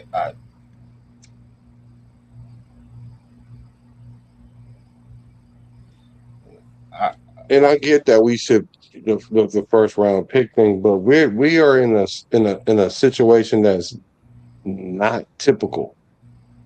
We did the smart thing and went and got a veteran, competent quarterback that we know could play from day one. We know Kirk Cousins can play from day one. We know that. We know he can also play a full season. We don't know if Mendoza can play a full season. I'll assume that he can, though. But we don't know what we don't. Yeah. Yeah, let's read the comments. Let's see. Kirk coming off an Achilles injury. He played last year though. After that, and how many games in a row did he win? How many teams did he stop from going to the playoffs too? Because I'm sure he won like about his last 4 games in Atlanta. He probably got more wins than Penix. I'm pretty sure of that too. Penix rookie season, he went 61 for 105, 58%. That's not good. 775 yards, 3 touchdowns, 3 interceptions. He appeared in 5 games, making 3 starts. See, they was messing with Kirk Cousins, trying to mess around. Well, okay, Kirk Cousins, he got hurt his rookie year. So he came in and played the last 5 games and he played 5 games and started 3. and threw for 58%. And then his second year, he started 9 games because they was like, oh, maybe we got something. I don't know why they thought that. And then he got hurt. So the first year that he started after a training camp, he get hurt. He can't even finish the full season. So he had 166 yards, 166 attempts. No, I'm sorry. 166 completions on 276 attempts. That's 60%. He had 1,982 yards, 9 touchdowns, and 3 picks. Okay. That's 3-1, right? That's that ratio we talking about. So that's cool. That's cute. But he didn't finish the season. And then Kirk Cousins came in the last 6 games. I think he lost 2 of them and then won 4 of them. Let me check.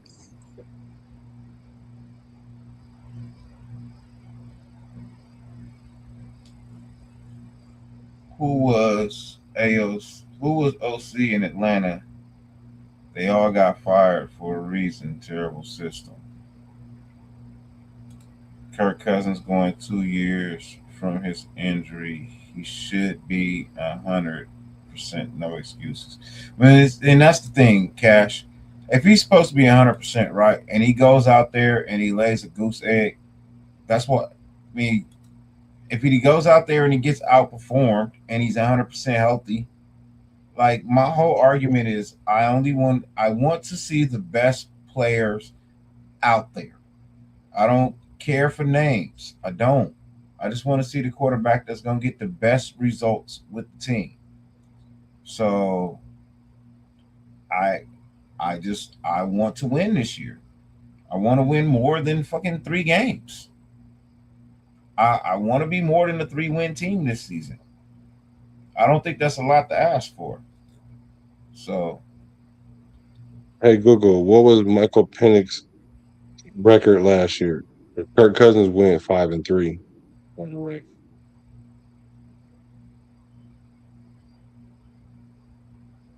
And Penix went 3-6. So how are you fixing how you typing your fingers to say he outplaying Kirk Cousins? How? Kirk Cousins won more games than the Raiders did last year. Backing up. So even if he is the Atlanta version of himself, he better than Gardner Minshew. He better than Geno Smith. He better than all these quarterbacks that we brought in since DC.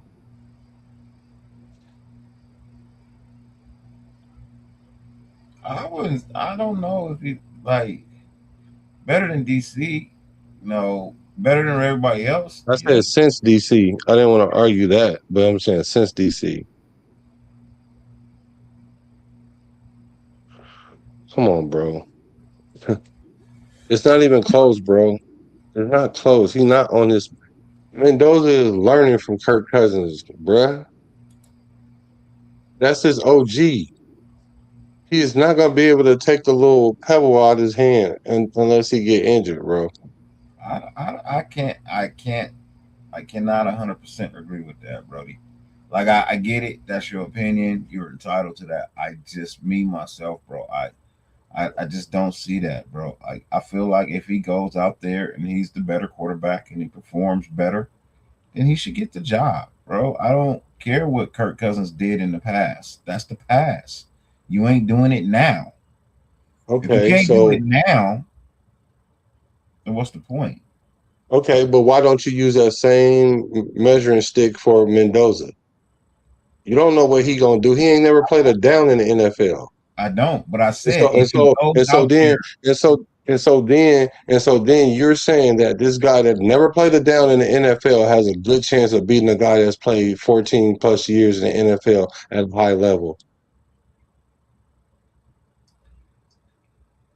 That's the whole argument. That is literally the whole argument right there. Is that if a rookie comes in and he plays better and he's doing better than the vet, then the rookie should start. I don't have to come up. I don't have to come up with the same excuse for Mendoza. that is the whole thing, right? That's the whole argument right there. Like if the rookie comes in and he's better, and he's proven that he's better, then he should get the job. Now, so what's more likely to happen? Out, he lays a goose egg and he's trash, and he needs time. Then he needs time. So what's more likely to happen? Kirk Cousins being a good quarterback in the NFL, or Mendoza becoming a bust? What's more likely to happen? That's not even fair. Because no matter what, because if we put Mendoza out there week 1, right, and he lose 4 straight games and he get rattled and shook or whatever, first of all, that's gonna mess up his whole trajectory of his career, for one. And 2, if he, for whatever reason, happen to get back in the game and he still can't win, then we're going to be looking for a quarterback again. I promise you. But that's not going to happen because Clint Kubiak already told us that he's not putting him in. So that's why when you say you don't know, I do know, because the coach told us. He told us he's not going to play him before he even drafted him. And even if I was to not take his word for it, just the play on the field itself, he's not even going to compete. It's not even going to be close, bro. Now, can Mendoza play good? Yeah, he can play good, but it will be nowhere near the level that Kirk Cousins can play. It's not. That's like saying, bro, the experience alone, bro. The only thing that I could be wrong about is if Kirk Cousins, for some reason, ages overnight. If he just ages overnight, that's the only way, bro. I hear you. But if he do get beat out by a rookie, then he should sit, just like he said. Yeah. But he know, just like I know, that based on what it takes to play NFL quarterback, that can't no rookie come in there unless he's a Joe Burrow already, where his athleticism and just raw talent is so good that you can teach him the game as you go along. Yep. But that's not how. So that's what y'all thinking Mendoza is. You might think that, and that's why I respect your opinion. But all these other people that saying that, these were the same people that was talking about it was a bad idea to even get Mendoza, or they wasn't even hella high on Mendoza like that. Everybody is sucking. Like, I hate talking about that. Everybody is on his tip because they want to see him play now. And I'm like, that's a personal thing. That's not football. That's a personal thing. That's you being a fan. And I'm not looking at it from a fan perspective. And if I was looking from a fan perspective, I'm still gonna say Kirk Cousins, because I've always liked Kirk Cousins from afar. Like, I always thought he was a solid quarterback.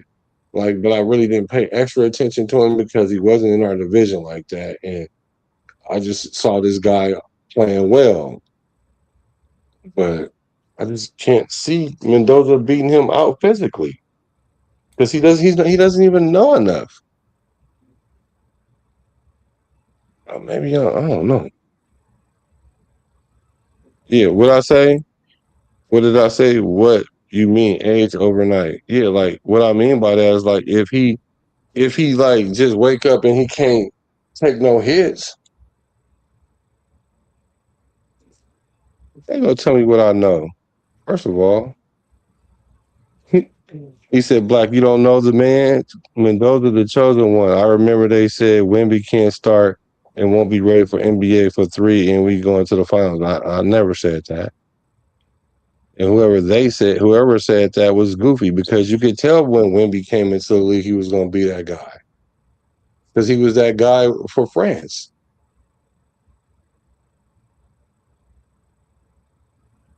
So you probably just never okay, he said never like Kirk Cousins. Right. There's no need to hurry up and put him in. I don't think it is. And then he said, look at Jackson Dart. He got hurt. See, the number one criteria that it takes to play starting quarterback in the NFL is your ability to play 17 games. before you even throw a pass, like before you start assessing his percentage and his interception, the touchdown ratio, before you start breaking all that down, you need to figure out, can he stay on the field? So now I don't want to hear Jackson Dart. And then he's so goofy, they tell him, hey, you might want to not start. This the NFL. You can't think you're going to run over everybody. What he do? Oh, this is my game. And this, okay, you were not going to be in the NFL that long. So what did he do? Get hurt. Year one. So that's not an indicator. I would not hang my hat on a quarterback that can't play 17 games. That don't even make sense. It doesn't. Jackson Dart don't work. And plus, anyway, who did they have? His name is Winston. So what we know about Winston is he's probably the ultimate cheerleading backup quarterback. Now, if you need to put him in the game, yeah, he might throw you he gonna do the Geno Smith. He might throw you 3 touchdowns, but he gonna throw you 2 picks. He gonna throw you 3 picks. He might could win the game.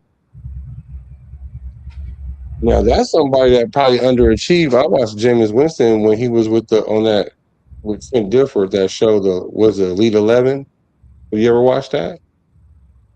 Where they get all the high school quarterbacks and put them through this competition, like NFL style competition, and then you kind of see where their levels are. And Winston was really that guy in high school, and that's why when he went to Florida State, he was that guy. Same thing with Trevor Lawrence. He went through that Elite 11. Trent Dilfer does it. I don't know if any of you guys heard of that before, but you take the Elite 11 quarterbacks and you make them compete against each other. Yeah, Mendoza is bigger than Dart, though, but that don't mean Mendoza can't get hurt. Dart is more mobile too. I've met Mendoza though, and I think he's NFL. His body type is NFL ready. He even put on some more muscle. And I'm not saying he's not the guy. He's just not the guy yet. Why would y'all want to put him out there and risk it? Yeah, I don't. Yeah. Who knows? You see, it's all speculations. You know what I mean? We all got opinions. Some of us feel like he should go out there and be the one. Some people feel like he shouldn't. I get it. Just my thought is, I told you, I'm not gonna keep having the same arguments over and over and over again. That's one of the most boringest things that be happening on YouTube. Raider content is every time you turn it on, it's about the fucking quarterbacks, bro, and that shit is getting to be like really irritating, bro. Just let it fucking play out. However it fucking unfolds, it unfolds. If we win with Kirk Cousins, cool. If we don't, and we put in fucking Mendoza and we win, cool. Just win. Fuck. Does it matter who's throwing the fucking ball if we're fucking losing? Mm-hmm. It does. It does matter. It makes a big difference between who's losing. Because if Kirk Cousins is losing, then we already have a backup for that. Well, backup plan for that. Yeah, I guess I kind of phrased it wrong. It doesn't fucking matter who's playing quarterback if we're winning, is what I should have said. Oh, yeah. No, it don't. Well, it don't matter. But the thing is, how do you get to that point, though? Because if we start Kirk Cousins and we're winning, there's a bunch of fans that's waiting for him to fail so he can go get off the field. So it's not about winning no more. It's about being a fan. And that's what all these people are doing, are being fans.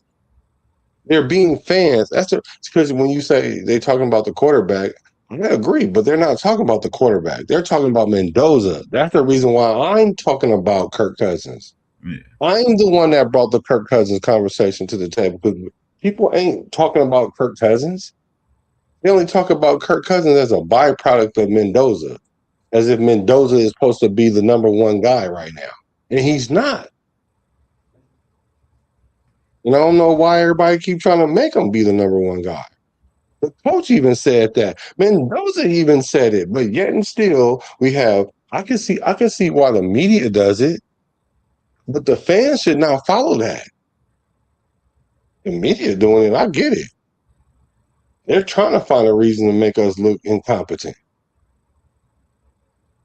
Because the fans are going to be talking about by week 3, week 4 that they're going to be talking about Mendoza if he comes in and throw interceptions. Like the fans need to shut up because the fans don't know what the hell they talking about 3/4 of the time. And out of that quarter that do know what they talking about, probably like a third of them only play quarterback, so they even understand what it takes. And then out of the other 2/3, then there's at least half of that third that actually just get it, that has common sense, or either just say, look, I just want this to happen. I don't care who it is. And I can respect that. I can totally respect that. Like, that's what you're saying. You're like, I don't care if it's him or him. I mean, I'm wondering why y'all don't throw this guy out there if he's a 26, 27 version of the car. Why don't we drive that one? It's the newest car. Like, why would we want to go back to the 2000 one? Like, I get that. But it's the people that sit there and say that Mendoza was okay and medium, and now all of a sudden he better than Kirk Cousins. Like, that don't even make sense. That's you being a fan.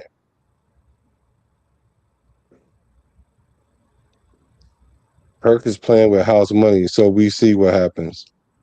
Kirk playing for a contract because he probably not going to be with the Raiders, right? Let's say if he have like a medium year this year, let's say he go 9-8. Do you bring him back, Dirty? 9-8? Yeah. Yeah, I bring him back at 9-8. Why? Because it's 9 wins. 9 wins is 9 wins, right? 9 wins is 9 wins. Right, but he only one game over 500. Still over 500. Right? He's still over 500. Still over 500. Still a winning season. Plus, I'm sorry. My bad. No, I'm saying it's still a winning season. Yeah, it is. So he go 9-8. We dang near gotta bring him back. Because that means we only probably like a game or a game and a half, 2 at the most from being in the playoffs for sure. And he did it in his first year, so we got to bring him back. But see what will end up probably happening though, for real. And I'm just saying this, he might could get injured that following year. Could. You know what I'm saying? Maybe. But I ain't talking about maybe for the whole season. I mean, like just Geno Smith injured. You know what I mean? Like couple games, come back because you're tough. And that's why we had a problem with AOC, because AOC looked like he got airlifted out of there, and then he show up the next week and then do the same thing to the other knee. The boy got carted off for a knee bruise. Yep. Yes, he did. And he had an air cast on. I think they thought that's what it was, because that's what he told them. I heard some snap. You ain't hear shit snap. You ain't hear nothing. You ain't hear not a damn thing snap, bro. Like, that don't make no sense. At least I heard something snap. Yeah, okay. Oh, here we go. Kirk ain't Stafford. That's why the Rams ain't got this issue with Ty Simpson. Okay, I'm gonna let you say what you gotta say about that. Kirk ain't Stafford. That's why the Rams ain't gotten the issue with Ty Simpson. Well, I mean, it's Matthew Stafford, bro. Like, I was just about to say, fucking Matthew Stafford, bro. Like, we don't even know if he gonna stay healthy this year. You want to talk about quarterbacks that are facing a lot of injuries lately? You know what I mean? He facing big injuries too. So who's to say he gonna hold up all year? Matthew Stafford. He just got extended 2 years too. Yeah, it don't mean he gonna make it through them. No, I don't. I'm just saying that's how much confidence they have in him, though. But because they think they're really close to going to or winning the Super Bowl, you know. Yeah. But Ty Simpson, see, this is the one thing I will say about Ty Simpson. If he's sitting that system behind this guy for like 2 years, and then start playing a little bit, and then they stick with him for like another 3 years, no matter what happened to him and how he played, then all of a sudden he gonna be like one of them top tier quarterbacks. He just don't have enough man hours on the field. He a student, a good student, but you need to go out there and get some live bullets. But you ain't about to get none with Matt Stafford unless he get hurt. But I think Ty Simpson's okay with that because, shoot, I would be okay if I know I was about to eventually, I could learn this McVay system, and then by the time year 3 come, I'm a master of that. It's gonna be him and Mendoza going head to head.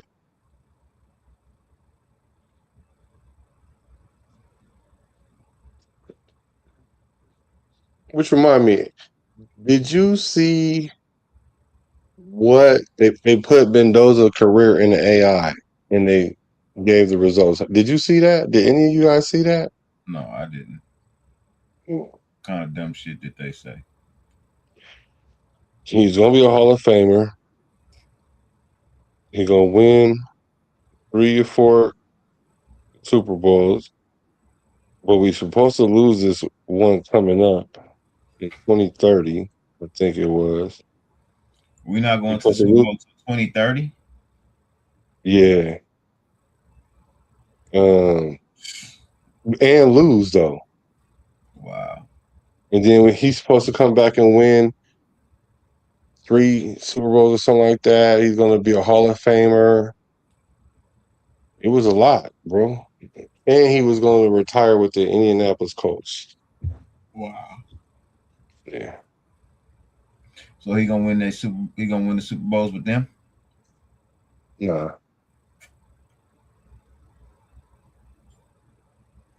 I don't be listening to that AI shit. Me neither. Not when it comes to that. Mm-mm. The AI can do my description and my tags and sometimes my title, but yeah, I'm good. I don't really too much care to talk to AI about a lot of things, bro. So for real. The next thing you know, you're gonna open the door. It's gonna be a clone there that know you better than you. Mm-hmm. He's gonna club you over the head and they're gonna put you in the truck like ice.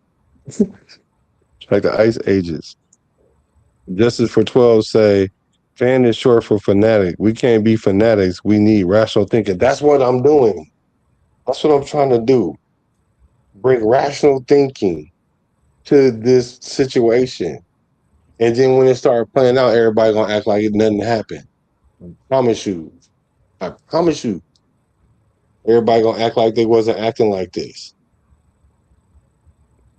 Because I've already seen them from the draft, from the pre-draft to right now, how the fans are. We went from 50-50 on them to let's start in week 1, week 3, week 13, right after bye. I think our bye is 11 or 13, something like that. Yeah, 13. Yeah. Not winning that $40 million contract APR for the next 2 years. No, that contract gonna get redone though. Nah, definitely not. This contract can get redone if for whatever reason Kirk Cousins, let's say, go 9-8, and the Raiders are forced to re-sign him for the Raiders are forced to go with him the following year. They'll restructure that contract, and that's gonna be terrible because Mendoza probably gonna be ready though. But that's fine. He just gotta sit there. Because I don't think it's going to take a year for Mendoza to be ready to play. I think it's going to take him a full season to be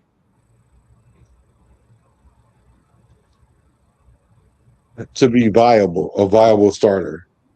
Yeah. Because the issue with quarterbacks in between year 1 and year 2, other than the speed of the game, is the ability to read coverages.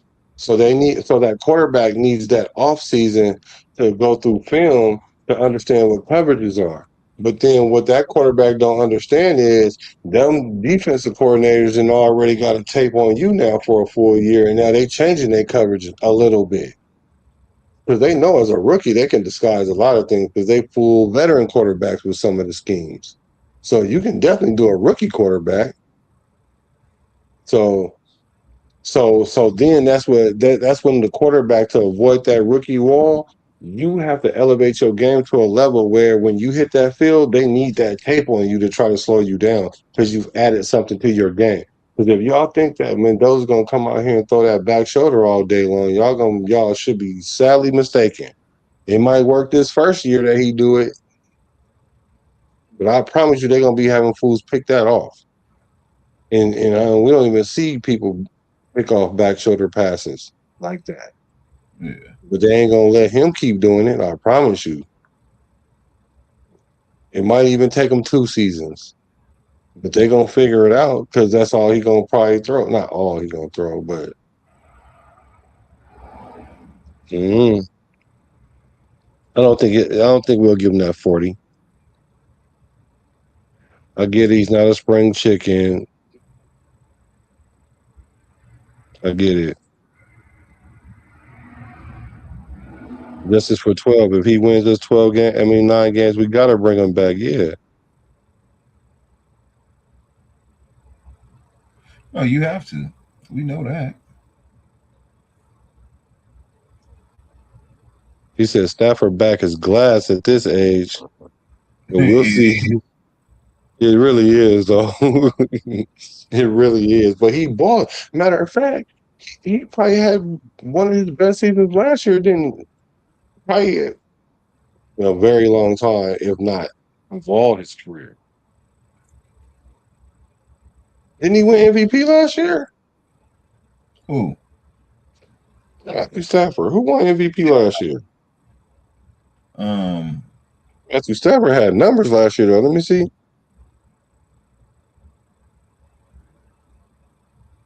No, it was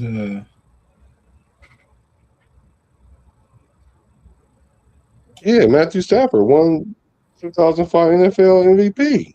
Did he? Yeah, so that's what I'm saying. He might be fragile, but they ain't stop him from winning the NFL MVP at 35 or whatever, however old he is. Hey, Google, how old is Matt Stafford?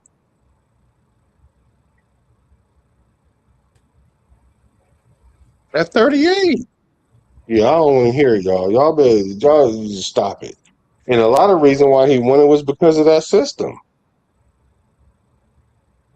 Yeah, y'all making your argument weaker to me. Talking about his age, especially when Phillip Rivers coming out there throwing the ball at 58.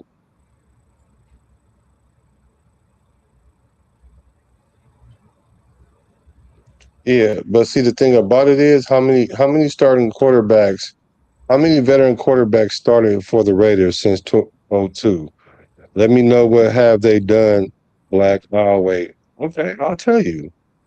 How many of them same quarterbacks has ever thrown for 4,000 yards in their career multiple times? Other than Derek Carr, who did it 4 times.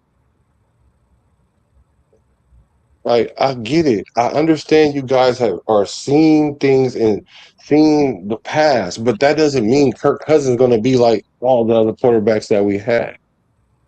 That's crazy to even think that. Y'all need to look at the player individually. Now, what I do understand is, though, no matter how good you are, when you come to the Raiders, something happened to you. Exactly. But I don't think that's going to happen this year because we actually have competent coaching this year, though. And I said that last year about Pete Carroll, though, until I saw the Chip Kelly thing, and I was off board the moment I seen that. The moment I seen that, I was off board because I already knew what was happening with that. And I'm pretty sure I was one of the only people in the nation that said that, especially the day it happened. I said it the day it happened that we signed them. I had a whole attitude and everything because I knew our season was going to be messed up because Chip Kelly is not that guy. Because we can sit there and look at track record. Well, we finally brought in a coach of Pete Carroll's stature, and look what happened to Pete Carroll. That fool was funking with Patrick Graham, Chip Kelly, and everybody else. Man. bro.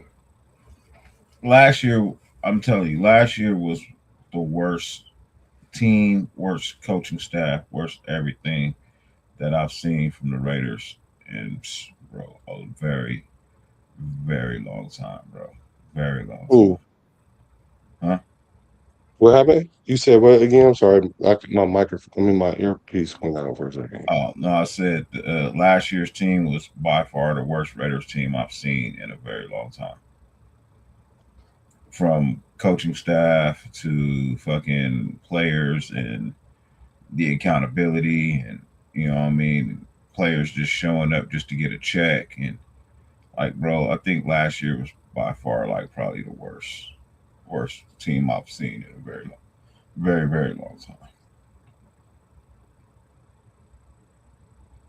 Was last year when Christian Wilkins got kicked off the team? Yes. So that happened last year too? Yes. Oh God. That was enough by itself. Yes. Yeah. And it's hard to argue that because I'm thinking, when have we had a team that was just bad on the field and off the field? Been a long time. I'm trying to really think because even during the Gruden era, when he got rid of everybody, it wasn't that bad because we know we at least had a competent coach and we was going to turn the corner at some point.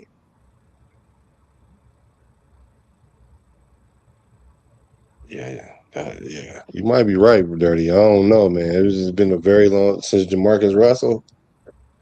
I hate to do that to Jamarcus because I like Jamarcus. Okay, he said if he goes 9-8 with this team, somebody's gonna pay him starter money, and it's not gonna be us. Ooh, good point. Good point. Good point. Good point. Touche. I'll say touche. Touche. And I think, and you know what? And I think that Kubiak would understand it, and I don't think it would be any skin off his, you know what I'm saying, off his back if we do that. Because then what happens is that means that Kirk Cousins set the bar, and now you got to reach it, Mendoza. Especially since everybody thinks he should start week 1. He should be able to do it, right? Mm-hmm. He set a whole year. So if Kirk Cousins can win 9 games with this team, Mendoza should be able to win 10 games with an upgraded team in another draft class, right? That's using dirty logic right there. And I would have no argument about that at all. Nothing. Zero. Because then Dirty gonna be like, well, you were the number 1 pick. You won this. You won that. You sat behind the 38-year-old. He won 9 games, and you sat a year, and you graduated from Haas Business School at Cal Berkeley. I'm not an alum, but I went. But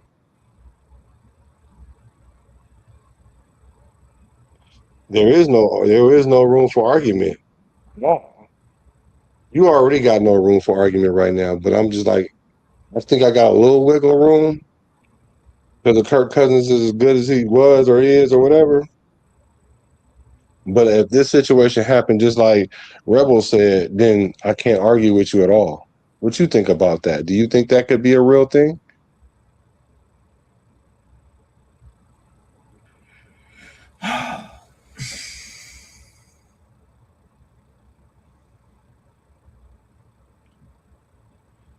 I would like to say no.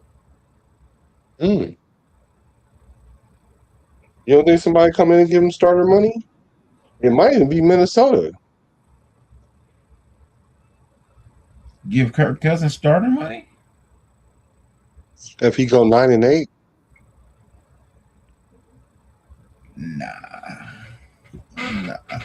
Nah, I doubt it because he's still under contract. He's got at least 2 years here, so. But I think the way they structured that contract, there's no way we're gonna give him that $40 million next year. Only way you don't. The only way you get out of not giving him that money is if you start Fernando and he balls the fuck out. It's the only way you're gonna get. It's the only way you're gonna get around not giving that guy his money, man. Okay, Rebel says Cousins had got a bag everywhere. That was going to be my retort, but he went his whole career. If he goes 9-8, you best believe he's getting paid somewhere. I agree with you 1,000%. And that if he almost take this Raider teams to the playoff, almost, oh, he's getting paid. He gonna get paid. And he gonna retire wherever he getting paid at. And they ain't gonna bring in no Penix either or no other quarterback. Well, no, that might not be true because they will need a quarterback, whoever it is, in a year or two. So. Raider Paul said he's not Matt Stafford. He's not. Okay. But I'm not asking him to be the MVP either. The point that I was making is y'all talking about the dude 38 and he too old, but Matt Stafford just won with a glass back, as y'all just said. So let's not act like that we forgot that already. Because that offense is helping him be that good. He didn't have a glass back when they won, though. They said they wasn't even going to start him. He might not even start at the beginning of this year. Yeah, he might not. No, I'm talking about last year. They were saying that. Well, they're saying the same thing this year, that he might not. So, ooh, Raider Unleashed said his stats are like Matt Stafford's. I'm gonna look at that. Not this year. Matt Stafford numbers crazy, but they're saying that about his back this year might not hold up. Yeah. That's what they're saying. So why every other team doing good starting their quarterback? Who? What's up, Cash Lord Raider? I like that. O-line going to tell us everything. There has to be time and pocket presence. Yeah, let me tell you the second thing I know, other than Kirk Cousins was starting. Let me tell you the other thing I know. I promise you that this line is going to be 2 times better than we were last year. For sure. At least. I promise you that. They got to be. They got to be. There's no way in the world this offensive line could be worse than what it was last year. We would have wasted money, time, energy, everything else, bro, if that's the case. Mm-hmm.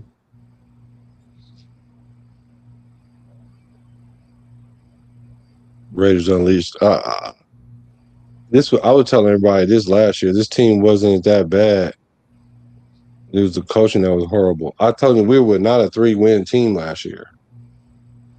We could have won more than 3 games with that team last year if we wasn't getting sabotaged on offense. I promise you we would have won more than 3 games. We probably could have won like 6 games for real. We could have won like 6 games for real. Our O-line wasn't as bad as it was. It was the play calling and Brendan Carroll. Y'all got me to admit that this year. I wasn't blaming it on him because never in history have I ever blamed the offense not playing good on the O-line coach. Never in football have I ever done that. As an offensive coordinator, I'm sorry, go ahead. So we had to do it last year. Yeah, we definitely had to do it last year. You're right. There's always exceptions to the rule, right? For sure. And that was it. That was one of them outliers, but it was true. Because now that I know that Pete Carroll had funk with Pastor Graham and Chip Kelly, now that give me reason to believe he stuck his son over there to kind of keep his ears and eyes in that room to see what's going on. He was trying to do like Clint Kubiak is doing. Clint, like, I got all my time over here on the offense. I just know Coach Robbie, you better be doing what you doing over there. I'm gonna let it be. You know what I'm saying? And Pete Carroll gave that perception that's what was going on, but in reality, that ain't what was going on. They was really infighting. A lot of infighting going on. But that's what happened when two people hire two different people, though.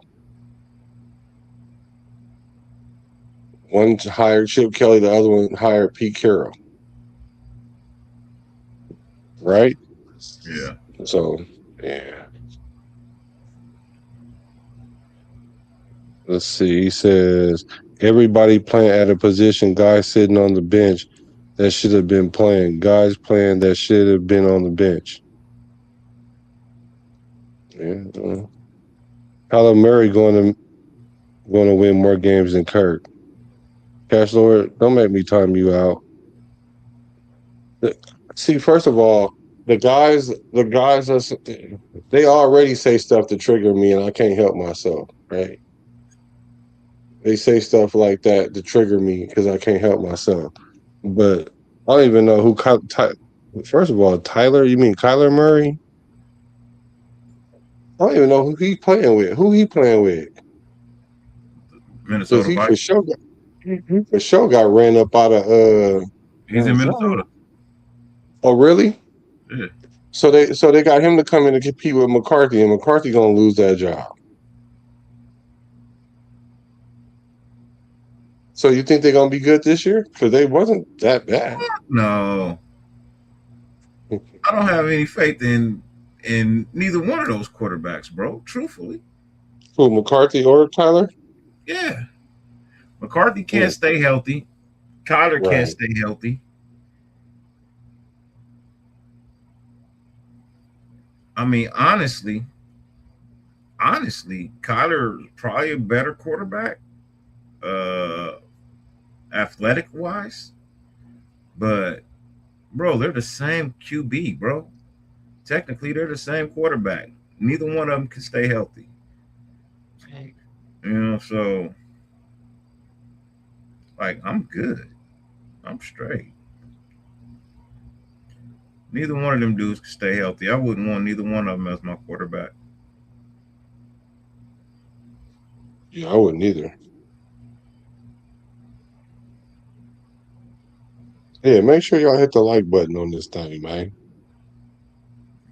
Make sure y'all subscribe to both our channels too, because you know me and this guy gonna be going head to head all year long. You can tell, especially if Kirk Cousins don't play out the way I keep talking, right? That's gonna be ugly work. Ugly work. Because you already got the scope on me. You see this right here? You see the scope? That's dirty. This dirty scope right here on me, right here. You got the scope on me already, y'all. Look. At least you didn't put a number 7 on that shit. I'd have been like, man, if you don't take that Geno Smith shit down. No, that's my number. I know. That's what I said. As long as at least you didn't put a number 7 up there. No, I'd have been way out of pocket if I'd have did that. I'd have been way out of pocket if I'd have did that. Matter of fact, I'm ready to take this intro down because there's Geno Smith in there. Yeah. But it's the off season, so I let it live. Yeah. I can dig it. Yeah, but he ain't gonna get no love in a minute. Trust me, because I seen the press conference with him. I actually watched his press conference with the Jets. Because I was waiting for somebody to ask him about his time in Las Vegas. That's what I was waiting for. And somebody asked him, but he sidestepped it. Of course. He avoided it. Of course he did. Yeah. Let's see. Stafford probably on them perks, staying strong, pain pills. He can ball still, but back is glass. What you think about that, bro? His back is glass. See, I can't argue. We already talked about that. I'm not concerned about him. Right, because if he do get hurt, guess what? Ty Simpson, baby. Oh, he gonna come in quick, huh? Hell yeah. Yep. I mean, aside from that, they don't play for us. What the fuck do I care? I'm only Yeah. gonna care if I draft him in fantasy football and then he don't do good for me. But I probably wouldn't even draft him in fantasy football. I'd probably pick him up a free agency on a week that I need something. You know what I mean? Like, Ooh, wait a minute, Cash Lord. Please tell me this ain't true. what? Alan, what's Glenn's first name? Aaron? The quarterback for the Jets. I mean, the coach. Aaron, Aaron. thank you. You're right. So he said he's smoking dope in the closet, saying Gino gonna take him to the playoffs. Oh Did yeah, he that is from smoking dope. in the closet? Don't forget the in the closet part. Yeah.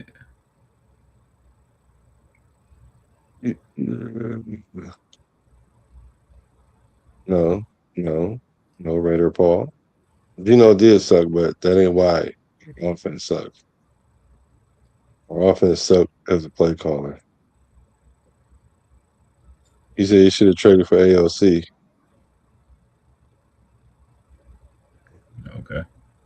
He said he would work perfect. O'Connell would work perfect in their offense.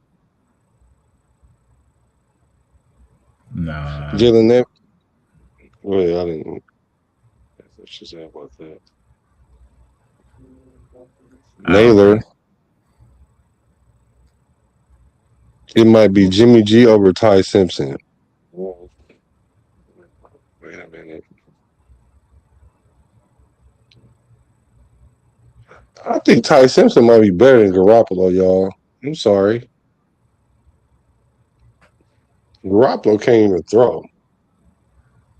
He can't. I don't know. We already saw that AOC was better than Jimmy G. We all saw that. He talking about Ty Simpson. If Stafford was to get hurt, Ty Simpson not coming in, they gonna put in Garoppolo. But Garoppolo will I get don't hurt think Jimmy before G is still there. I don't think Jimmy G is still there anymore. I think he's a free agent too. Now that you Yeah, say that, yeah. I believe he's a free agent. I don't think he's there anymore.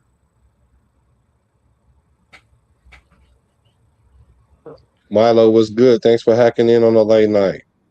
You said what do we think about Washington the running back? I'll let you take that. He could be number 2 on the list. I know why they got him. You know what I mean? Because they kind of want to mimic the offense that they had in Seattle with the two-headed monster. And most of his runs in college were to the outside zone, which is perfect for Kubiak's scheme. So, hopefully, he stay healthy and he don't he don't go in the locker room. I'm hoping he don't get Zamir White's old locker in the locker room, bro.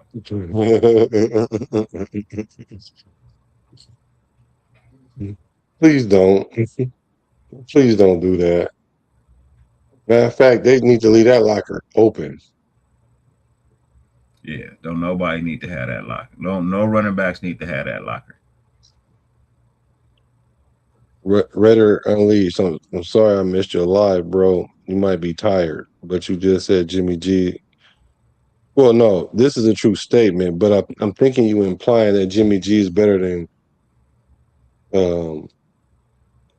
Kirk Cousins. He said he got more playoff wins than Kirk Cousins. That's true. He was only playing with the Patriots. No, the Niners.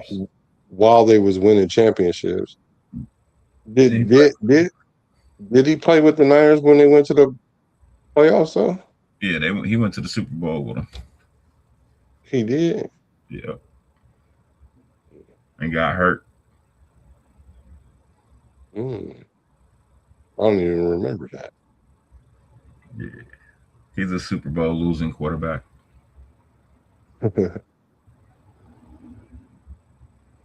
He said Washington is way faster than Genty. He is.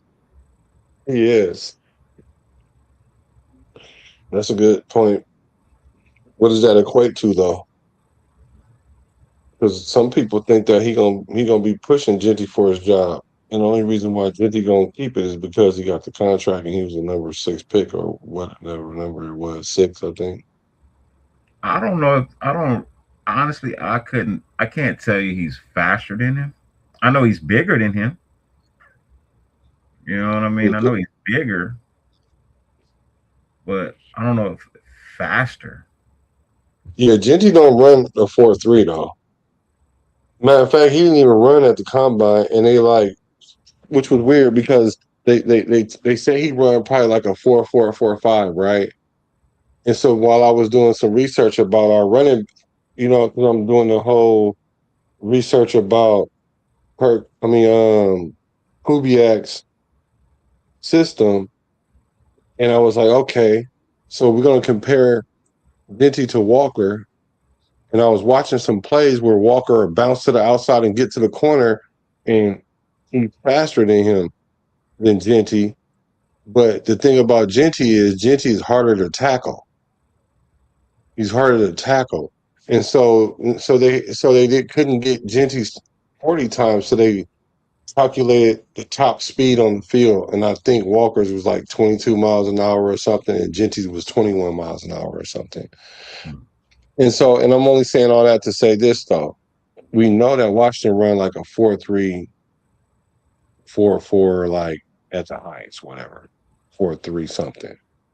So I think he's a little bit faster than him, but being a faster running back don't make you the better running back, though.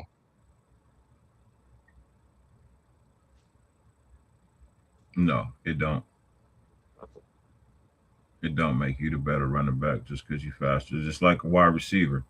Just because you fast don't mean you can catch. Yeah, good point. Washington does have fumbling problems. I think he has 9 fumbles in the last 2 years. He had 9 fumbles in the last 2 years, and I know that they're working on it because I heard in camp. See, a lot of people are tripping off what they see, but I'm listening to the coaches in the background.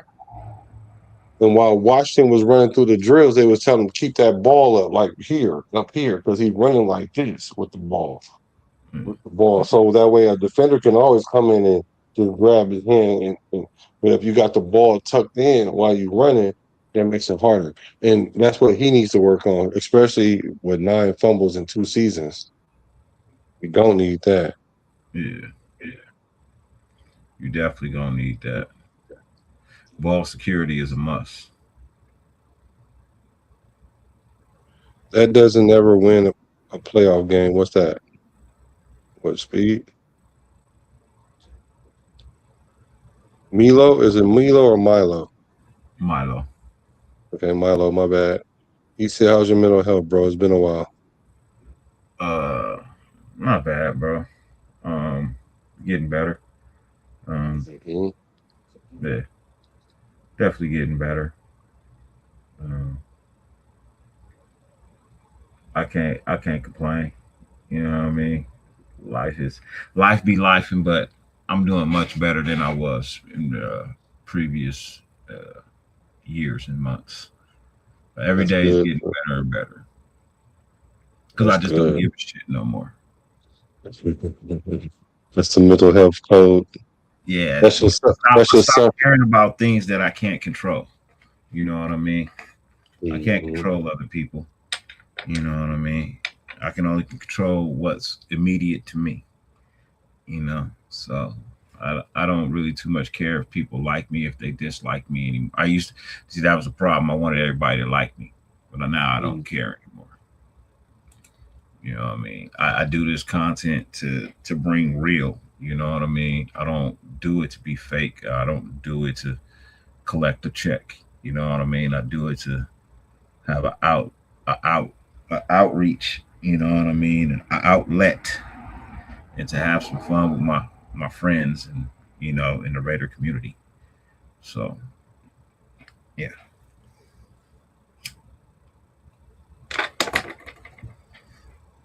Is you talking? Because your mic is out. No, I was talking to the thing. It said he had 16 fumbles during his college career across his time at Buffalo, New Mexico State, and Kansas. Well, let me see what it was last year.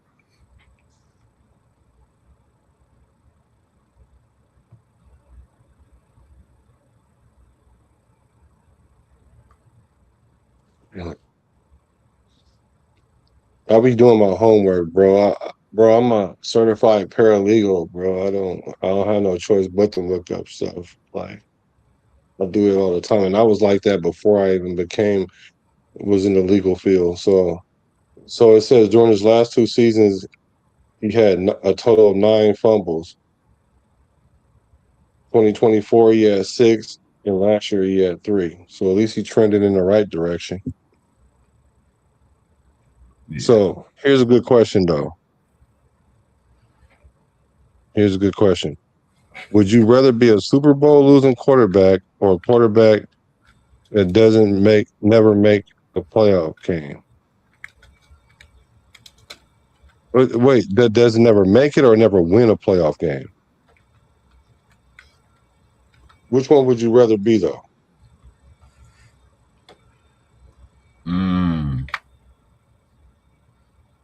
Would you rather be a Super Bowl losing quarterback or a quarterback doesn't never want a playoff game and never won a playoff game? Would you rather be a Super Bowl losing quarterback or a quarterback that has never won a playoff game? Yeah, because you're comparing. Wait, I think that's. I mean, is that what you're asking me? Like, because I don't understand the way the question is. Doesn't never want to play off game? Like, I don't. Oh, here we go. He cleared it up. He said that doesn't ever win a playoff game. Okay. But he goes, though, but he never wins a playoff game. I know my answer to that. I don't know, bro. It's a tough one.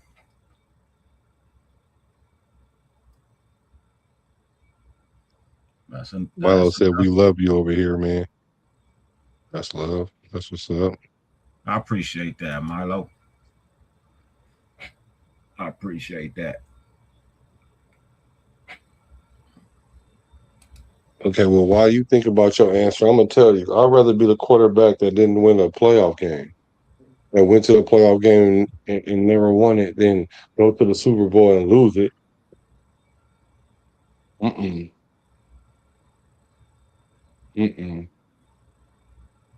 Because the reason why I say that, because if you go to the Super Bowl and lose it, that's going to eat at you for your life, especially if you don't get a chance to go back. Yeah. Especially if you don't go back. And if you go back and lose again, it's going to really eat you up. I've lost 2 championships and won 1 championship. And then in one, like, the game before the championship, I lost, like, so I'm saying I'm 1-3, right?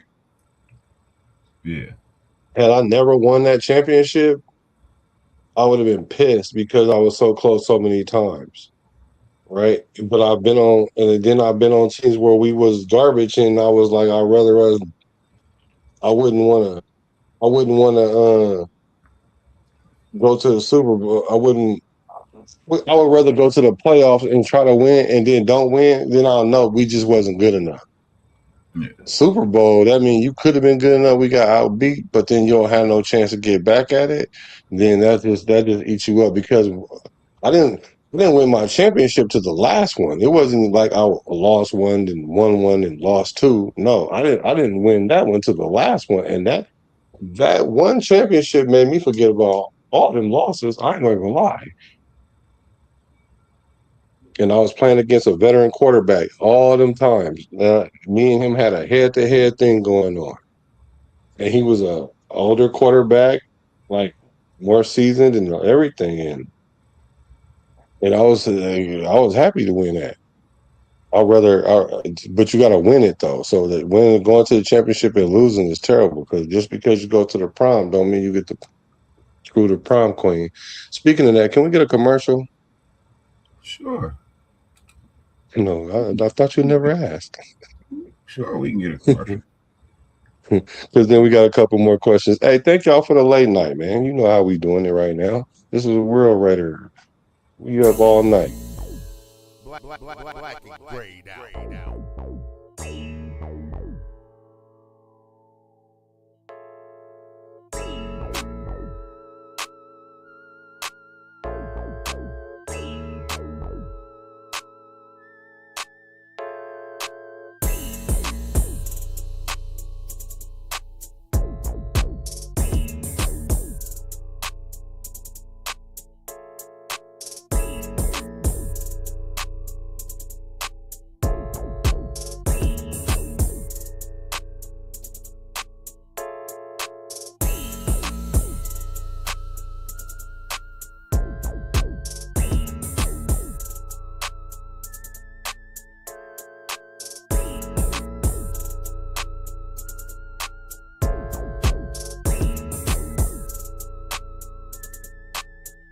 Hey, 17 seconds.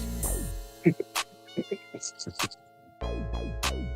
feel like I need to stretch. Stretch it out. I feel like I need to stretch. Stretch it out. Stretch it out. All right, next transition. Like, what do we think about McCoy? Go ahead, bro. Gerard, Germod, you got it. Germod. People keep naming these kids these weird ass fucking names, bro. Hey, I say that every time I see that. I'm like, what's a Germod? Hey, but hey, no I'm not disrespect. clowning. I'm just saying he came up with that. No disrespect, but Yeah. From all the reports, it's looking good. All the reports I'm hearing, it's looking good. Nobody's brought up any setbacks. Everybody's talking about how he's going hard in practice. He's running. He's cutting. He's planting. He's doing everything that is required of a corner. So, if all of those reports are true, that was a fucking steal. Steal.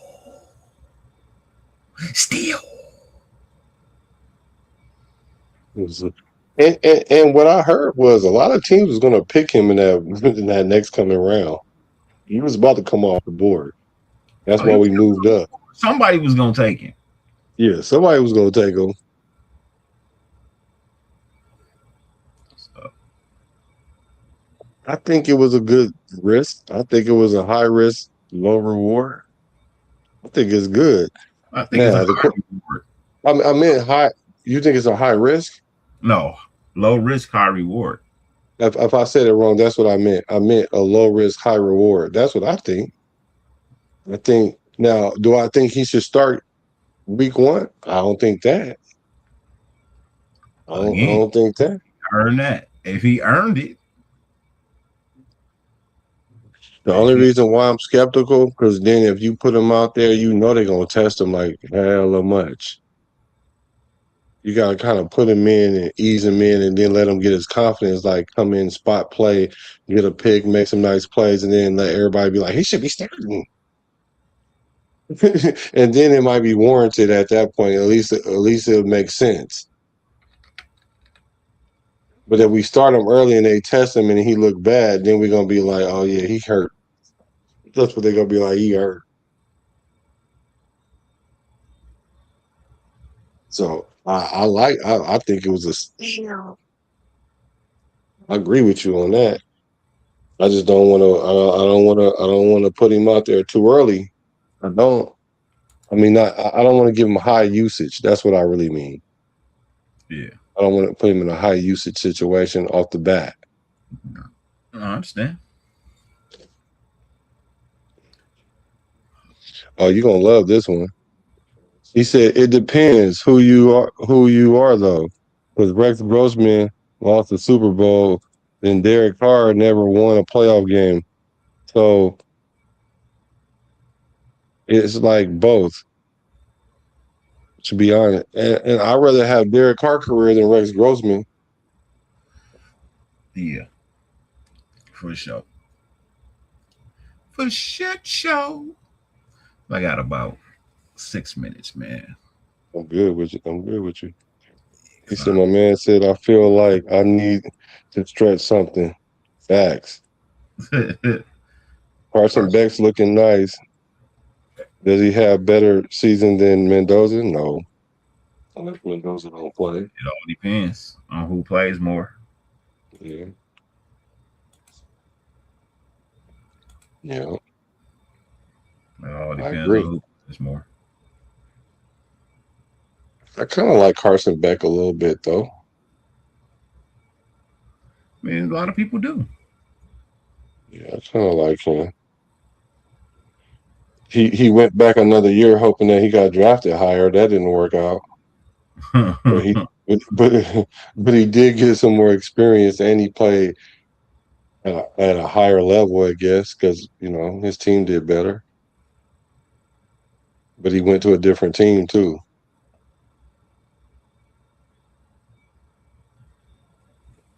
Yeah. Yep. Well, Bertie, I sure enough appreciate you, brother. But I am out. Yeah, make sure you hit him with the disclaimer one time, brother. 50 billion things on the face of the planet you could be doing. The fact that you allow us to grace your screen for any amount of time is greatly appreciated, more than we can verbally express. And stay tuned and come back. Right. I'll hang out for like another couple minutes to see what you guys talking about. If you guys want to talk about something, because I'm up right now, but I just want to see if you guys have some things y'all want to talk about. I appreciate you, Dirty. Y'all look out for us. Make sure y'all hit the subscribe button for my mans. Yes, sir. Please do. Please do.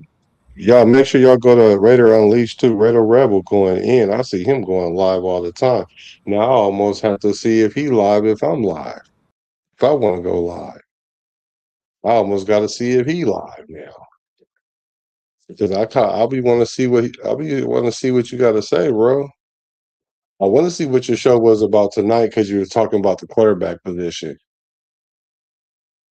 And you give me some pushback, some real good pushback when it comes to my takes about Kirk Cousins.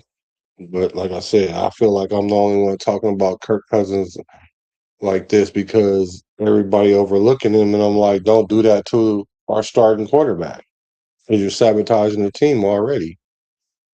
I'm just using that as from experience. Like the last thing you want to be as a quarterback is on an island trying to prove to everybody else you deserve to be there. But I don't think that's the case inside the building, though. That's just outside the building. The fans are doing that, and that's what's driving me crazy because the franchise is not even doing that. We have a quarterback competition that ain't really a competition. It's not a real competition. I don't think so. Too much experience. And this O line is going to be so much better. So much better. They're going to be coached up better. Our alignments are going to be better. We're going to already know how to block certain things. That's why we needed smart players this year and versatile players. We needed cerebral players. Players that's willing to get in that book and learn how to prepare themselves for all kind of different situations. I'm just saying. I really think that we're going to be better. I think our O line is going to be like top 15 at least. And I said this early in the offseason. We're going to be top 15. Clint Kubiak then went to multiple teams and was only there 1 year and took a bottom tier offensive line and made them good. And I think our O line is not bad. It just was coached up and put in bad situations and succeed. You're supposed to put your players in positions to succeed, and we did the opposite. Put our team in our offense. Well, actually, the offense puts the whole team, in position to fail. So that's what I think.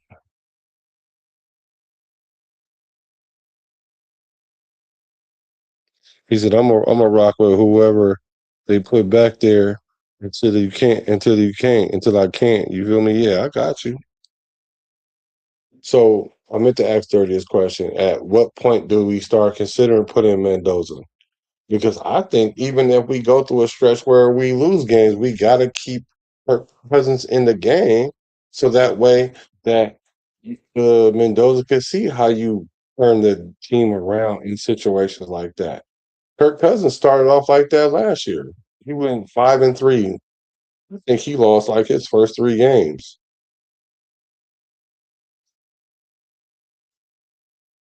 I think he lost his first 3 games and won 5 in a row, or went 4-1 or something like that, knocking out the Bucks out the playoffs. Then they lost a game that they were supposed to win.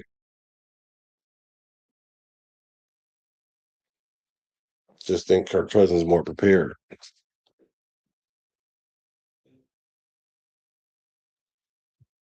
What's the reach rated for life? Cousins is only as good as his shoulders take him. Maybe Kubiak's system will rejuvenate him. Yeah. What's up, Kubiak? Of course it will. Of course it will. If I was a quarterback and I was at the latter part of my career and I had three teams I could go to, all of them being somewhat equal, maybe this one's a playoff team already, but they just need a quarterback because their quarterback is whatever. Or they got a team that's on the fringe of the playoffs. Still going to the team where I know the offense best. Unless this team is like really, really can and they only got like 4 victories. But even that's us, right? So that's us. But that we run that system so he know he can turn that 4 wins into 7 or 8, and then he'll be looked at as he'll competent at 39. Because how many years does he have left in the game? Maybe like 3 seasons at the most. I can see him only playing for 3 more seasons at the most.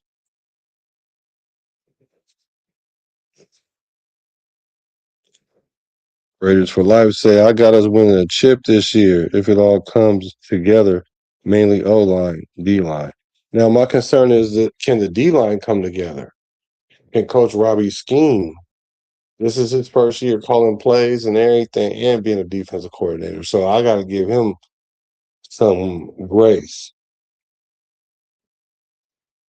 The thing about that, though, Coach Kubiak is going to help Coach Robbie because we're going to run the ball. So that means we're not going to have the defense on the field like last year. The defense was on the field probably 2/3 of the time, and the offense is 1/3, and it's supposed to be the other way around. We're going to average more than 16 points or more. We couldn't even score 16 points last year, man, on a consistent basis. So keeping the other team defense on the field is what keeps our defense fresh and not as exposed.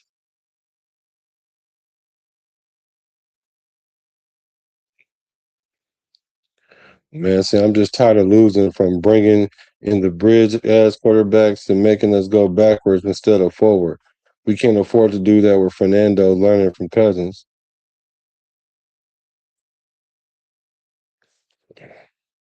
No, you had me into the last part. We that's why we have to sit Fernando. Because we're not in position to put a person like that in that situation. And I don't blame us for all what we tried to do to beat the quarterback, but I do blame, excuse me, I'm still rocking like a cutoff stocking. What I do know is though is the fact that what was I saying? Um, Oh yeah, you tired of losing it and we bringing it. I'm not mad at all the quarterbacks and stuff that we tried to make work.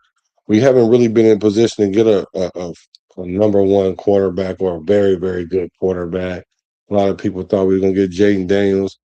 That never was gonna happen. And even if it did, look at him, he got hurt. Remember I told y'all earlier in this live, the best thing that could happen to gauge a quarterback is his ability to play 17 games. He got hurt. And they was mad at that year before when he was out there clowning.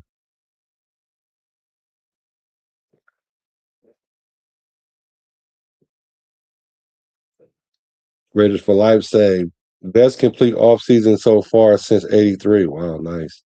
The Marcus Allen running all over the Red Commanders. Now, Ashton Genty people don't really understand what Fernando Mendoza is about. Lapping bums up. Enlighten us. Enlighten us, sir. I'm saying we can't have a bridge quarterback come in and be the reason we're losing. That's supposed to be the mentor of the future. Absolutely. Absolutely you can.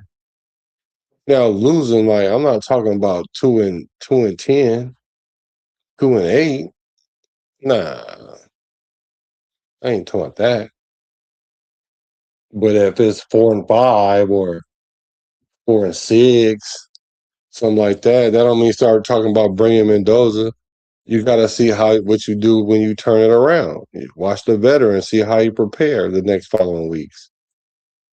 That's nothing but added benefit for Mendoza, y'all. You don't want to stick him out there and then something weird, crazy happen, or it don't translate yet, and then everybody start trying to add pressure to the organization, which I don't think is going to work on this. I don't think the fan pressure is going to get to this regime like other regimes. Listen to the fans. 3+ with a great O-line. 3+ what? Keep in mind that Kirk had 14 touchdowns and 14 interceptions last night. He had 16 touchdowns and 14 interceptions, but okay. Aidan keeps being the best QB in the QB room season after season. Honestly, that's a lie. That's a lie. That's a lie. He ain't been the best quarterback in the quarterback room. Why did we draft a quarterback then? If he'd have been the best quarterback in the quarterback room. He's always good in preseason because he's playing with the third stringers and the second stringers. And even when if he played the first stringer, it don't translate on the field when he get on the field because he always get hurt. He's not that good, man. He's a backup at best. Scout team quarterback. I'm trying to tell y'all. He's a scout team. And then you want to pick the one season that Kirk Cousins had a mediocre season, but what about all them other seasons around it? That was an outlier. That really don't even happen to him. Once again, you want to know why it happened? Because head office was playing head games. You can't win games as a quarterback if the front office is playing head games with you. You're not going to win. Sorry.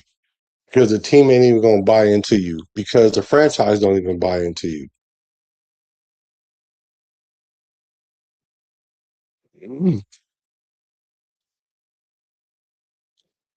Facts. Let's see if Robbie can do something with his players and not be a statue like Patrick Graham. I think Patrick Graham had a problem last year with Pete Carroll.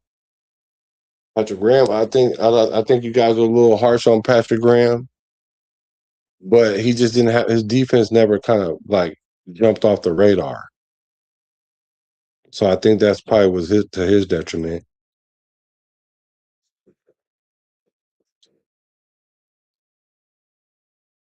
What never happens?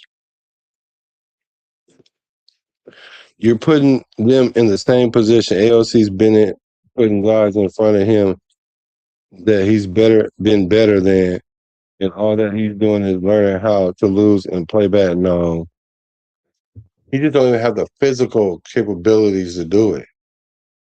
He don't have the physical capabilities to withstand it. Remember, I said it just like a few minutes ago, and I said it earlier in the live. Before you start talking about how somebody play and how good they are, does he have the ability to play 17 games? You answer that question honestly. If we started AOC from game one, do you think he gonna play 10 plus games in a row? Honestly, without getting injured? Honestly, answer that. And then if you want to say yeah to that, you think he can play 17? Excuse me, 17 games without being injured? Or can he play 15 of the 17 games? Be honest. Y'all in the chat, be honest right now. Do y'all think AOC can play 15 out of 17 games if they started him from week one? I'm curious to see that. If we track Kirk Cousins after the season to the Saints in exchange for Derek Carr, that would be a smart move after the season's over.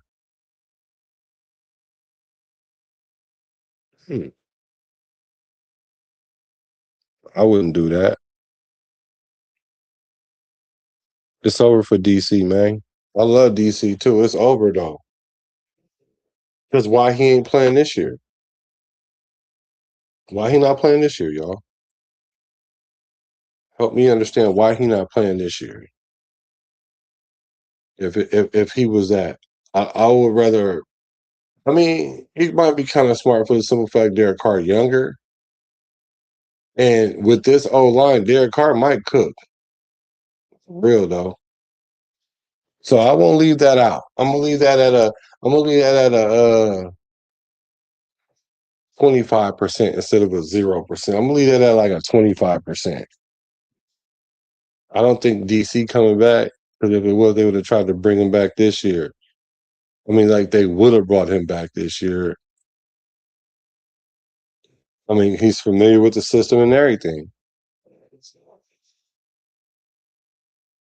I think Kirk Cousins is a better version of him, but at the same time, I think if Derek Carr was in different positions and had a defense, he would have won a playoff game by now.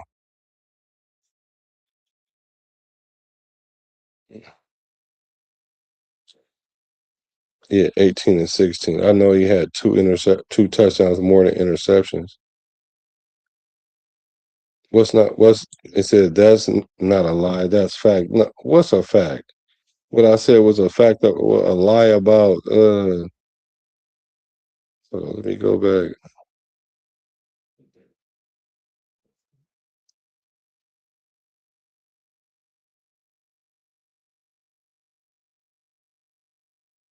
Yeah, Aidan O'Connell was being the best quarterback in the quarterback room. Never. Never. But first of all, I'm waiting for y'all to answer. How many games would he play? Could he start 15 out of 17 games? I'm waiting on that. I don't see no yes or no in there. His stats prove it. His stats prove that he can't finish. He can't play more than 4 games in a row. What stats are y'all talking about, bro? Let me look this up. What stats are y'all talking about? This boy ain't even got no stats. Have you even watched him play? I just read some stats earlier. Maybe you was off the line. We was talking about the Chiefs' victory.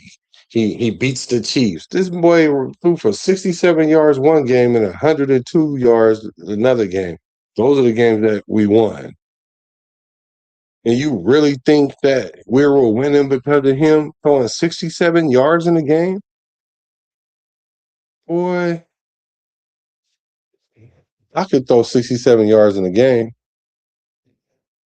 And I'm probably more mobile than AOC right now.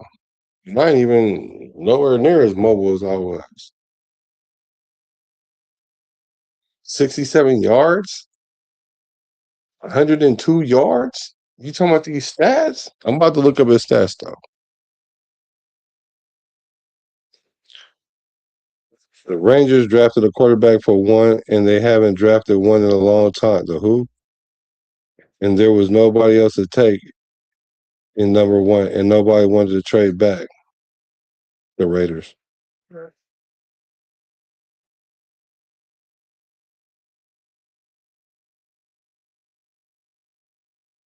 could have got another quarterback though.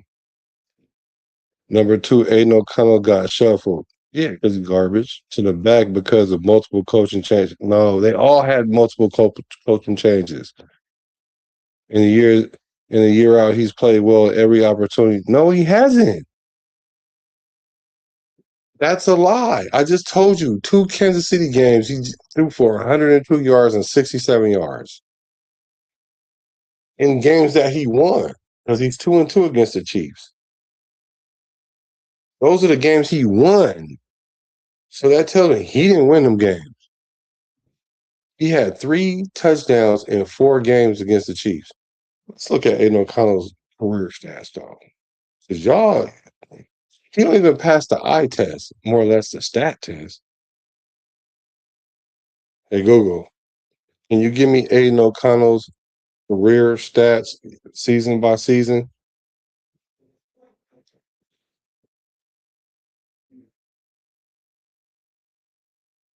Mm-mm-mm. Yeah, I can't hear sometimes. I do it old school and just type it in. You feel me? I guess it's my California drawl. It's not talking about this boy's stats. This boy ain't got no stats. I better quit playing with y'all self. For real. Matter of fact, Aidan O'Connell only been here 3 years and he really played record of 7-10, 377 completions, 607 attempts, 62%. This boy done threw for 3,900 yards in 3 years with 17 starts. So y'all gonna tell me that's a 4,000-yard season if he played all the games together? Y'all know he ain't gonna even play that many games in a row. Let's just start with his first year. Started 10 games, went 5-5. 2,200 yards, 12 touchdowns, 7 interceptions. That's not good, y'all. Sorry, that's not good. 12-7 is not good. Let's see what his quarterback rating is. 83.9. Then the next year was 86.7. He had 8 touchdowns, 4 interceptions. That's cool. 2-1. 1,600 yards. Played in 9 games, started 7. Went 2-5. What stats are we looking for? So I know what I'm looking for. Then he played last year, didn't start none, played 1 game because he got injured in preseason. Went 10 for 22, no touchdown, no interception. So what stat are we looking at? 20 touchdowns, 11 interceptions, almost 2-1. That's cool.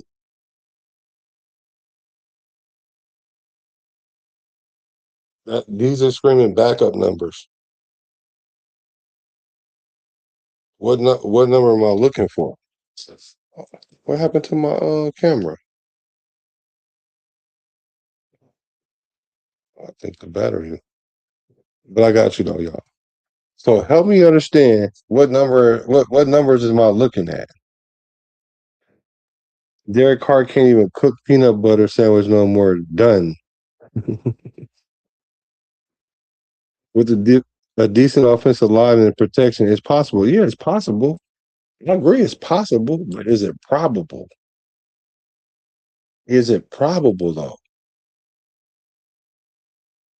And even with a decent O line, you still gotta have the ability to make off schedule plays, which he cannot. He can't play off schedule. He can't play off schedule.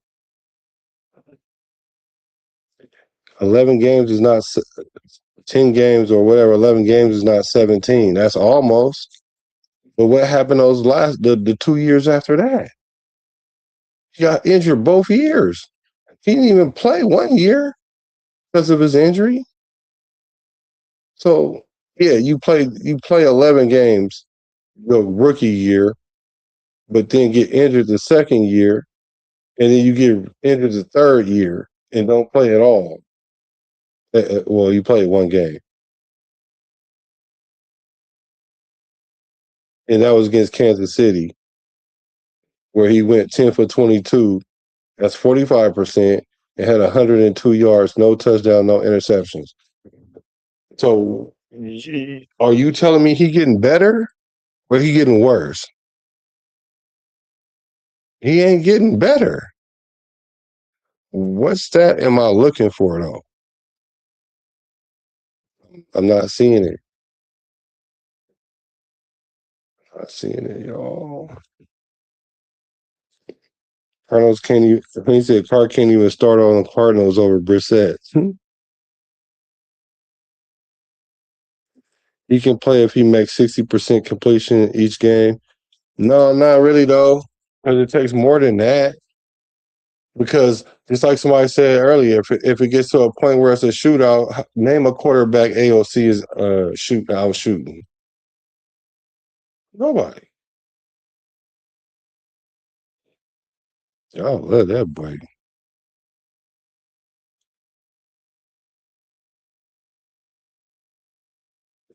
Okay, so now we about to chop up the stat. Okay. We were 5-4 his rookie year through 9 touchdowns and 1 interception in his last 6 games as a rookie. Great. He lit it up at the end of the season. So much that he couldn't win the job the next year. Couldn't beat out Gardner Minshew because he's not better than Gardner Minshew. But even when he did play, he went 2-5 and got injured. How do you get around that? He did that his rookie season great. The next year, he played half as better. He played half the games, got injured. And then the year after that, he played no games but one. The last game of the season against third-string players. It ain't like he beat Patrick Mahomes. We beat them with 5 field goals. How does that equate to him being good? I don't. You know I got love for you, bro. But that's not quarterbacking. Sorry. Mendoza's about to grow the NFL more globally. Brady blocked Kraft in a cheesy way. I see what you did there. And Bill a cheat from the Hall of Fame. So I think it's scripted for Raider Nation to go full circle. Yeah, after the NFL buy the Raiders, after NFL buy the Raiders, yeah, y'all don't see that play. I don't want to go into that, but y'all don't see that play. Why you think the Raiders are worth $9-10 billion right now? And that's before they even won anything. They worth all that money and even won nothing. It's over. We about to be the NFL. They about to send the Raiders to New Mexico. Now, as far as not New Mexico to Mexico, but as far as it being scripted, hey, script us the Super Bowl, please. When Carr had Adams, Tucker, Jacobs, he kept looking for DA only and not mixing up his plays. I can see that. But him and DA was cooking too. You saying no, that was the game before, and they lost that game. They lost that game. That's the game where he made JPJ snap the ball and he wasn't even looking at the ball. How you ask for the ball but then don't look at it because you realize you didn't check to see if the receiver was set first? So the good game that he did have, the 340 yards with the 2 touchdowns, and we was getting ready to get in position to kick a game-winning field goal. He goes down there and asks for the snap from JPJ and fumble the ball.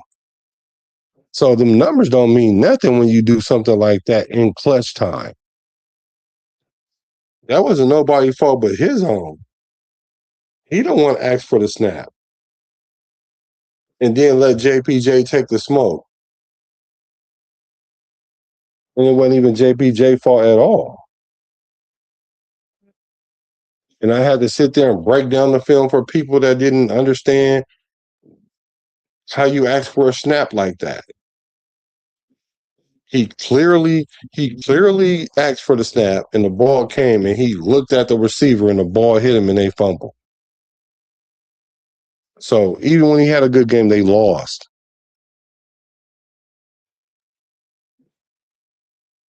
So having a good game is not defining your career. Having a good game, especially if you lose. We just had this conversation. Would you rather go to the Super Bowl and lose than not winning in the playoffs? That's like, would you rather have a good game and lose, or would you rather have a regular 150-yard game but win? Rather we have a 150-yard game and win, but he can't do neither. Because he ain't winning them games with 150 yards and 2 touchdowns or a touchdown.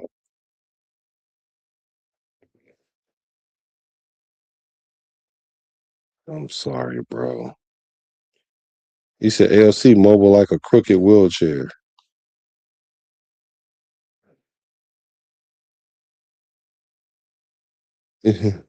British for Life says, sounds get stupid hype over Aidan O'Connell, Mr. Mall Cop.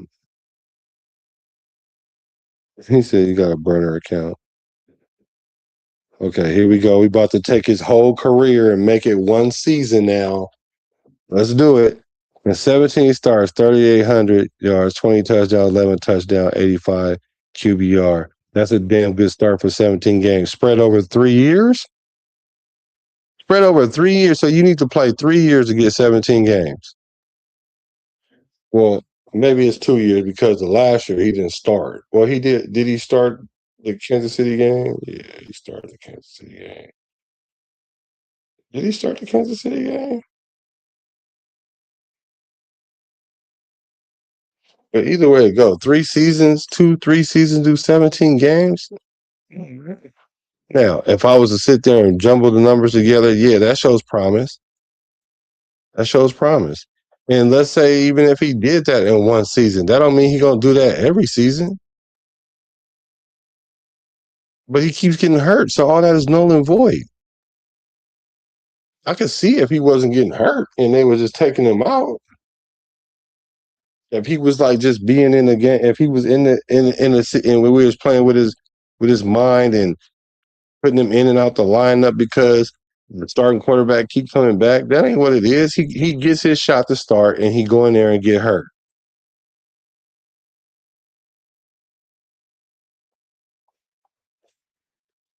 There's no way you can get around the he getting hurt part, bro. There's no way of getting around the he getting hurt part.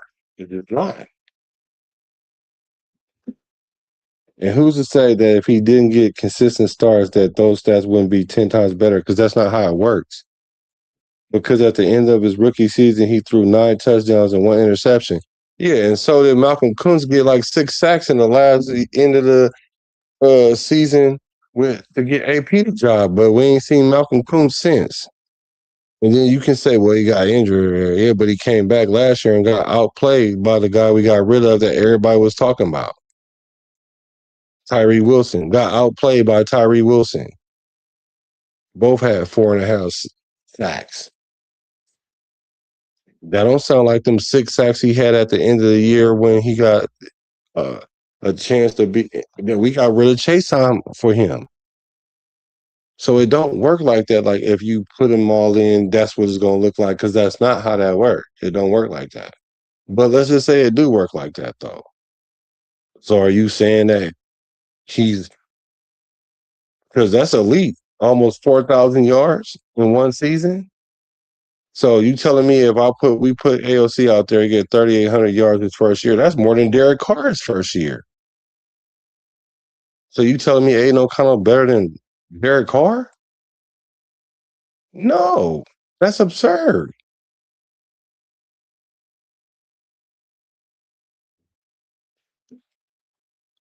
So who's to say? I'm to say, because Bro, ain't nobody who can't play a full season. We have to literally patch up his career to make a season. Mm-mm. Those are solid numbers on sporadic starts. How? He went 2-7. Bro, his record. How? Really? Because the stats don't really matter as much as the wins and loss. So he played the last 6 games on fire, but we only won 5 games out of it all year though. He went 5-5. As great as he played, we only went 5-5. So what you trying to tell me? We was gonna go 10-10? Well, it was only 18 games. So what was our record gonna be? 8-8? Then he came back the next year and played and was 2-7. I mean 2-5. So why did he go backwards? Chip Kelly? No, that wasn't even Chip Kelly year. That's AO. This is AOC. I mean, this was an AP year. Oh, it's because they started Gardner Minshew over him. Yeah, but he got his chance to play and he couldn't stay in the game. We were done with Gardner Minshew, and I kept telling people we're better with Gardner Minshew than AOC, but whatever. Um, he got his chance to be the starter and he couldn't hold it. He couldn't hold it. Why? Because he got hurt. And he never played because he broke his hand in preseason.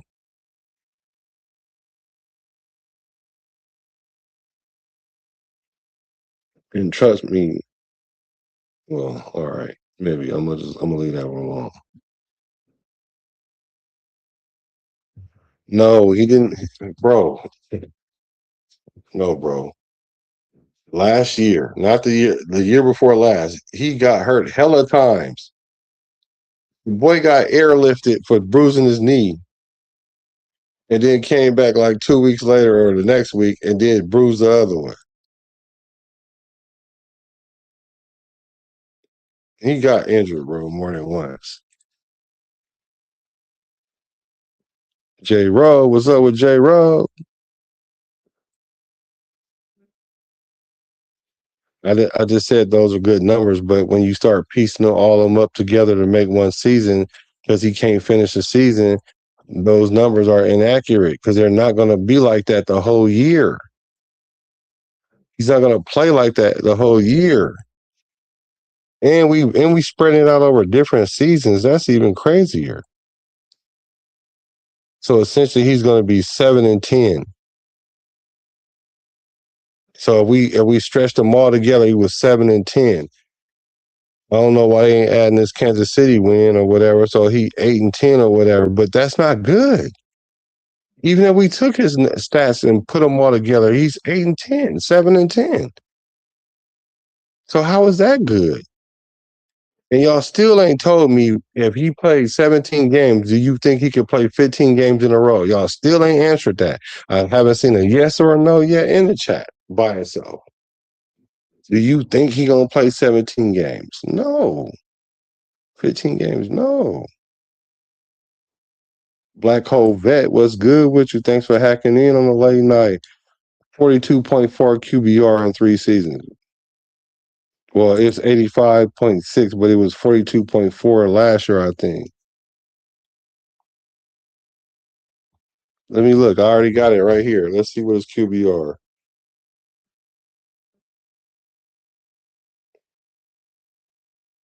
Let's look it up, y'all. Because you know we all about facts right here, up here. Oh, yeah, you might be right, bro. His QBR the first year was 41.3, then it's 46, and then it was 16. So his QBR is not going to be that high. But see, I think what happened was Rebel was talking about his QB rating. His QB rating is 84.1, but it was 83.9 that dope year that he had in the beginning, the first year that was so dope. But then the next year when he went 2-5. His QB, his quarterback rating was 86.7. Then last year was 59.3. That's not good, bro. That's not good. The delusion is he's not good, projected to be a career backup, and he's live up to that hype. Bro, that's what I'm saying.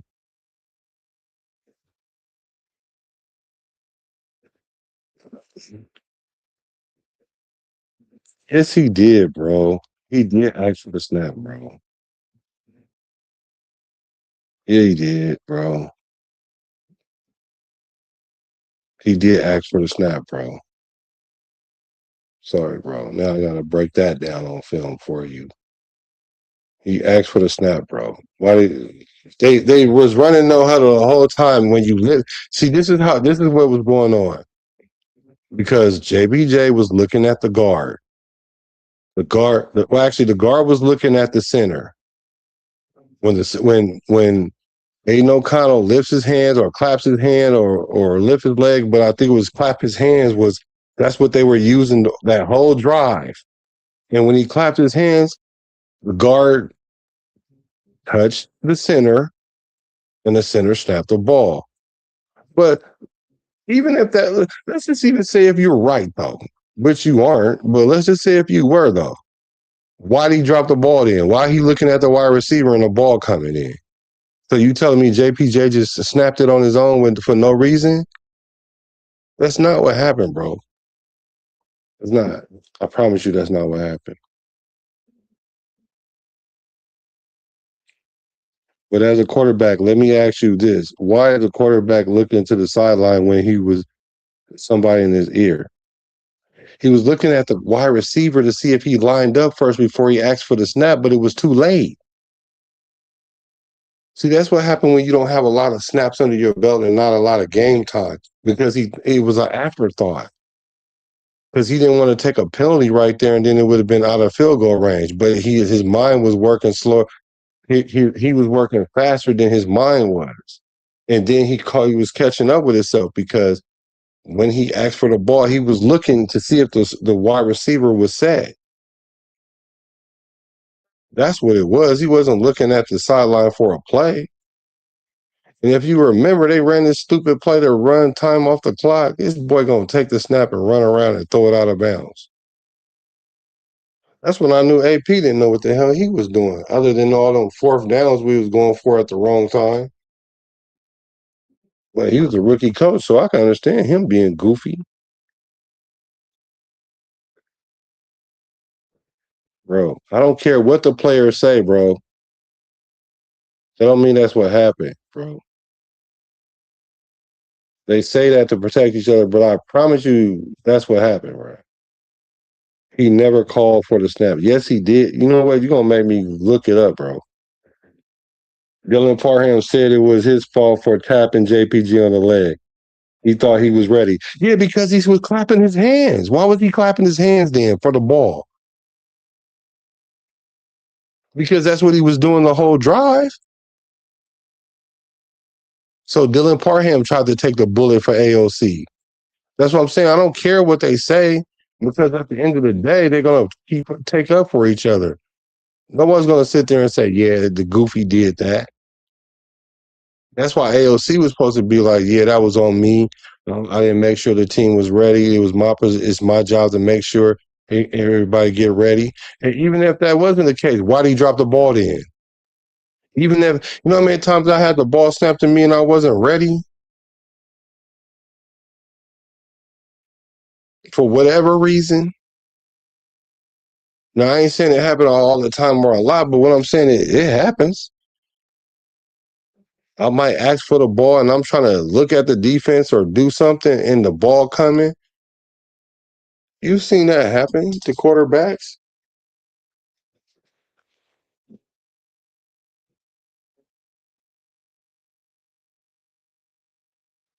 Bro, you keep trying to tell me what all these fools said, and I'm trying to tell you they lying to you, bro.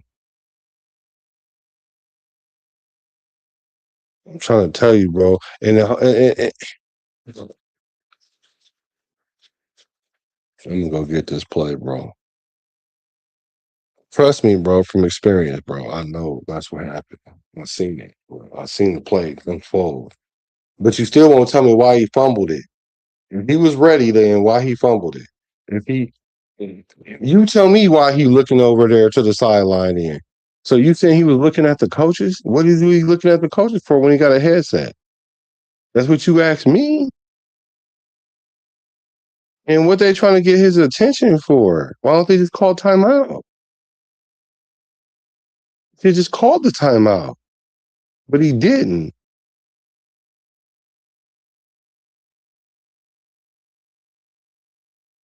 Oh, here we go. This is a great one. AOC is 6-1 when the Raiders rush for 100 yards or more. Great. Great. So all we got to do is get Genty to run 100 yards and we can win with AOC, y'all. Come on, bro. You doing a good job, though. I ain't going to even lie. You doing a good job right now, bro. You doing an excellent job. Give him a run game and an offensive line and see what happens. Yeah, you're going to get hurt. Still. He's still going to get hurt.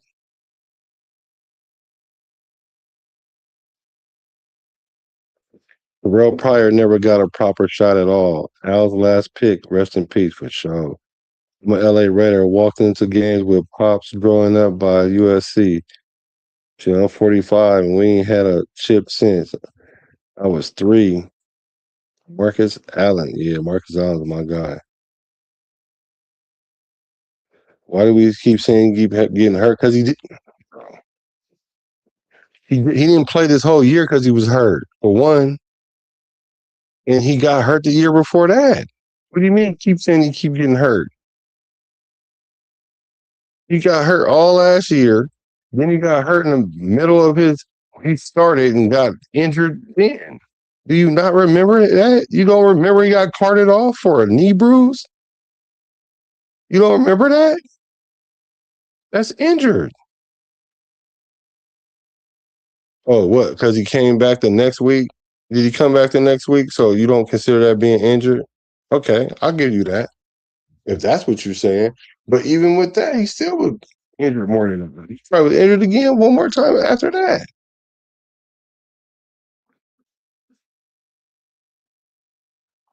But I'm about to see how many times he was injured last year. But that's why I keep saying getting hurt, because he can't play more than 4 games in a row. And when has he done that? And you still won't answer my question. If he plays 17 games, if he plays 15 out of 17 games, you telling me he's going to play all 15? Can you answer that yes or no, please? Please.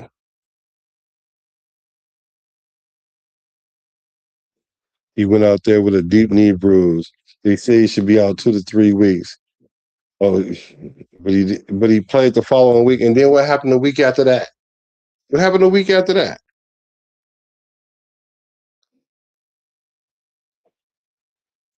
Well, I do know he went 2 and what was his record that year? Hold on. I'm gonna say 2-7, but it might be 2-5. 2-5. He still went 2-5, bro. 2-5, bro. He went 2-5, bro. You're defending a guy that went 2-5 and telling me that he's good though. But I guess he won half our games, so I can't be that man. I guess that maybe should have been the argument you used. He won 2/3 of our games. That'd have been a good one. No, actually, that would have been a lie because that wasn't even the year. Well, yeah, we did because we only won 3 games that year. Yup, because we lost like 10 in a row plus or whatever. So, yup. You should have said at least he won 2/3 of our games. Maybe you should have said that. And then that'll get me off his neck, but I'm going to still step on his throat. Because we talking about a guy that's sub 500 with a what's his quarterback rating?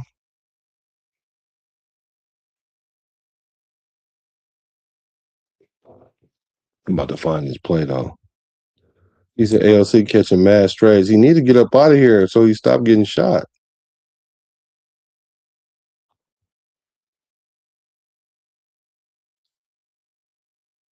To have ALC is a good thing. A good, reliable backup is hard to find.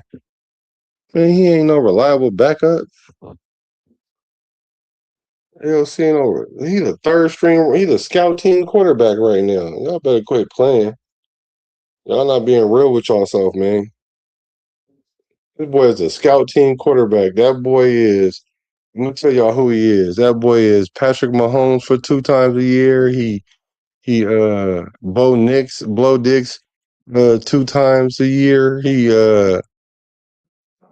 what's that weak ass quarterback name in the Chargers? Hella overrated. He ain't weak, but he overrated though. You get to be him 2 times a year.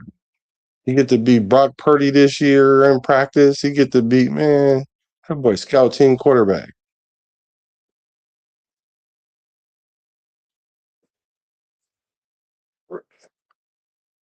Actually, AOC had way better receivers than Derek Carr has ever had. He had Devontae Adams, Hunter Renfro, Jacoby Myers his rookie season. Oh yeah, I said something about Geno Smith that I did not say. I forgot what it was, but I know I didn't say it. I think it's you. I was saying that Geno Smith.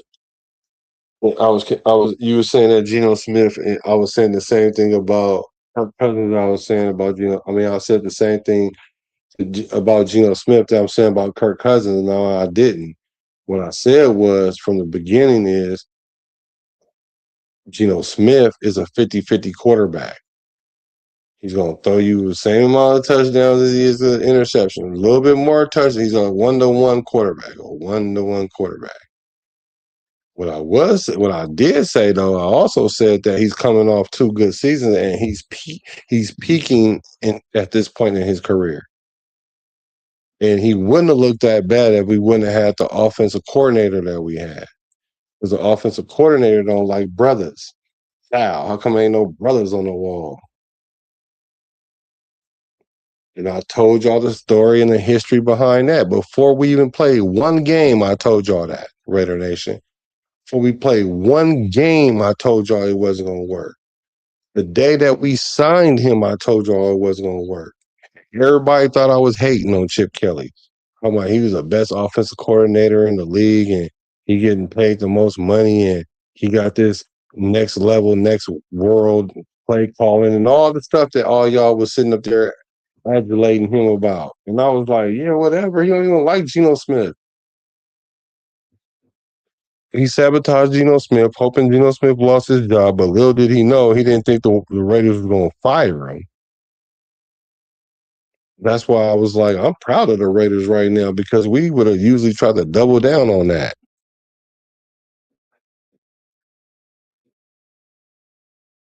Let me see. Are you forgetting the team he played for? Nah. How did Geno Smith do? How did Gardner do? Right. I agree with you on that. But point is that he played better than all of them. No, he didn't. Geno Smith finished the season, bro.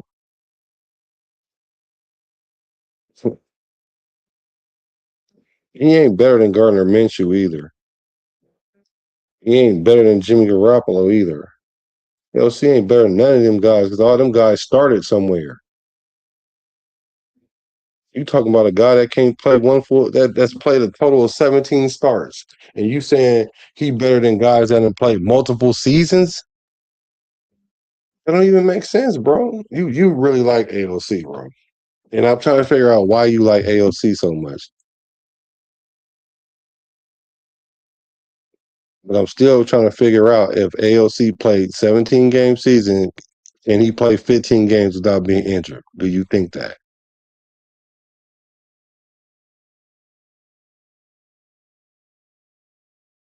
Why did what team go backwards? Which year? Because we had a stupid head coach and offensive coordinator that was garbage with Etsy. Then we went to the old dude, and you're going to say that we played better then, but we only won 3 games, bro. We didn't play that much better. But I guess we played a little bit better because we only won one game with one guy and 2 games with the other guy. And you trying to tell me we went better? We got better?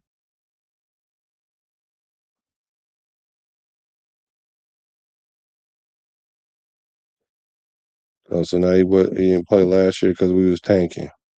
Okay. That would have been the perfect person to put in if we was tanking. We did tank, but that would have been the perfect person to put in. Bro, I said he got hurt the first game. Then he came the next game and fell on the other knee. I didn't say he got carted off or nothing. I said he bruised his other knee. He did. He did get injured. He didn't get hurt. He got hurt. He didn't get injured. Let me say that. But he got injured the week before, though. I'm not putting it all on AOC. I'm not. But AOC is not no starting quarterback. He ain't no starting quarterback caliber. He ain't no 3,800 yard a season quarterback. Stop it. He ain't no 20 and 10 type quarterback a season. Stop it. If he is, why we go draft a quarterback? If he is, why? Why would we go draft a quarterback? Matter of fact, we could draft a quarterback. Why did we go get Kirk Cousins then if he could? He's getting further and further in the depth chart, but he's dope though. Y'all ain't, since y'all won't tell me the 15 game thing, yes or no. Well, tell me why they keep drafting quarterback. Why they draft a quarterback and bring in a free agent quarterback, and he the third string of both of them.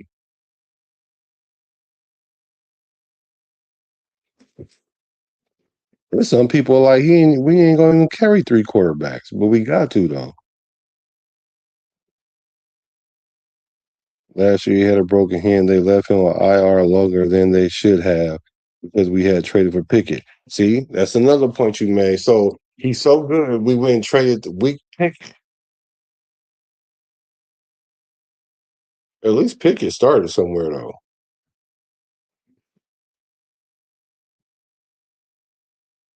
Yeah, he got hurt because he kept getting. Did he come back? He played 15 out of 17 games. Can can AOC do that?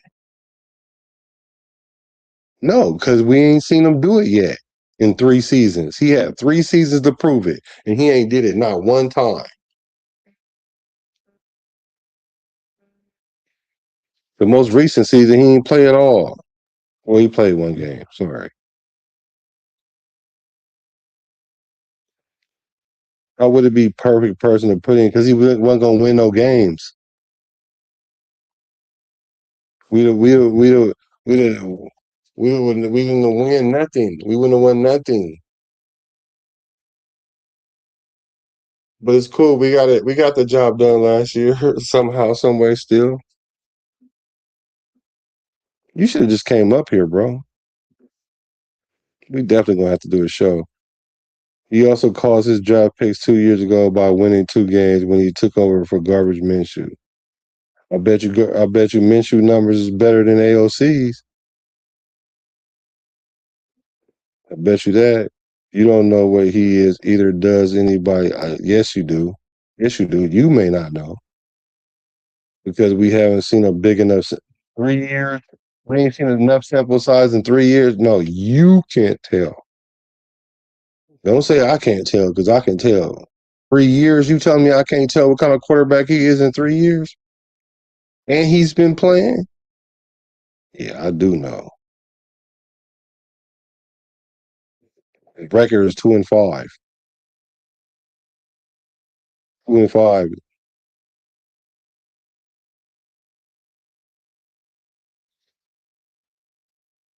The league has a very short leash for black QBs. Racism exists. White people don't like to acknowledge racism. As black people, there's no black privilege, only white privilege. It's a tough one. I would like to think the Raiders don't deal in that, but it's still kind of, it'll be ignorant for me to think that they don't at all. Just because you like the rest of his roster, we haven't seen what anybody has because they played the Spurs and they don't play at all. It's because you like the rest of his roster. We haven't seen what anybody has because they played the Spurs, or they played in Spurs, or they don't play at all, bro. You must get, bro. I can evaluate talent. I'm sorry, I can evaluate talent. Am I always right? No. Even scouts aren't always right, but I can evaluate. I can evaluate talent. And I can, and it don't even take a rocket scientist to know if this dude ain't played a whole 17 games yet, you can't consider him starter material. He may be backup material. Okay, if he was backup material, then why he ain't the backup now? Why we keep bringing in quarterbacks? Why do we keep bringing in quarterbacks in if he's a quality quarterback? And they see him every day, all the time. Maybe because he was 5-5, 2-7. Yeah, 8-10. So that's good. So it took us 3 years to find out he'll take us 8-10, and it don't even work like that though. It don't work like that. You can't just you can't add up all your stuff and then come up with a stat.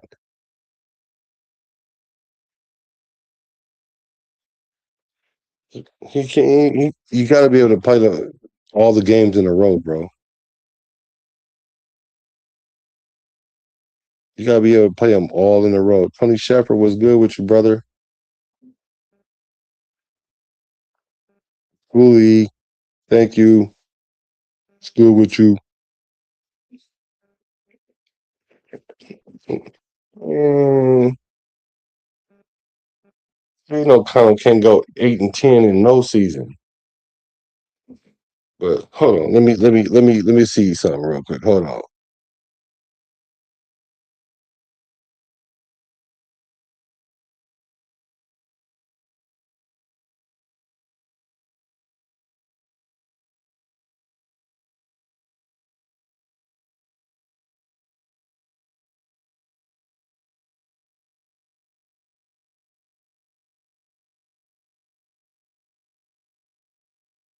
So look, check this out, man.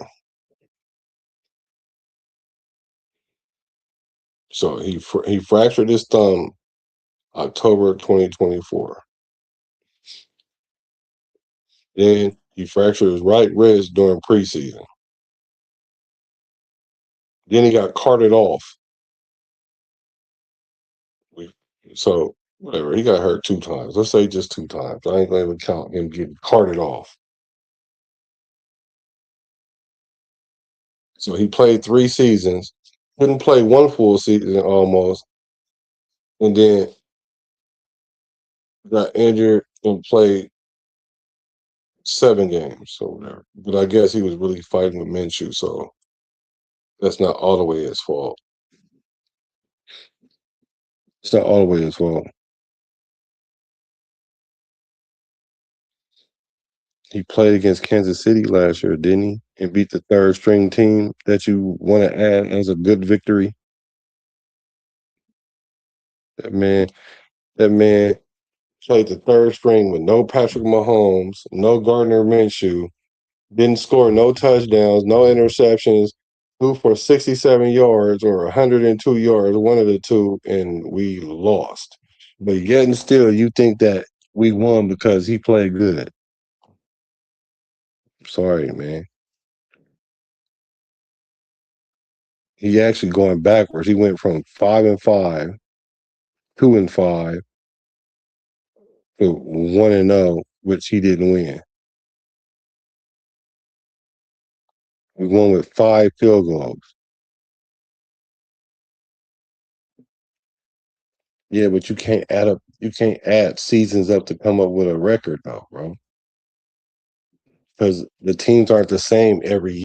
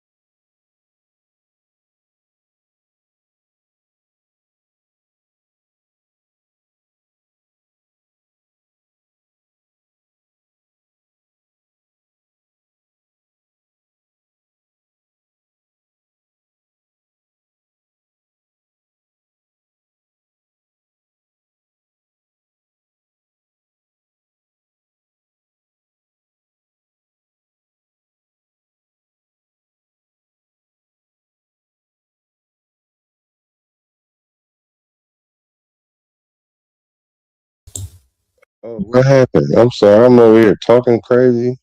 That's why you said we lost you. Okay, I'm sorry. Dang. Let me see. Where was I? I was right.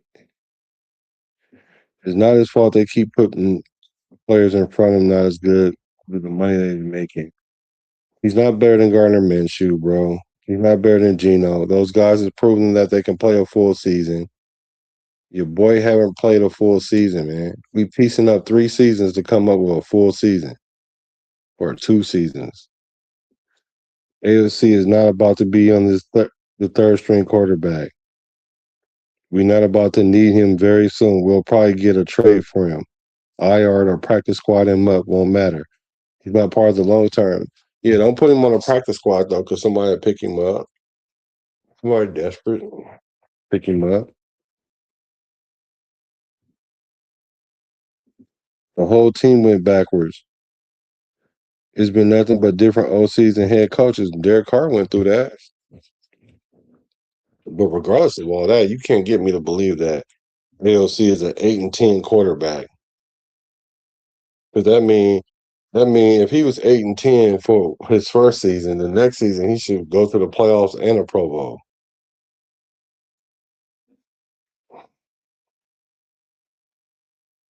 And he ain't that, bro.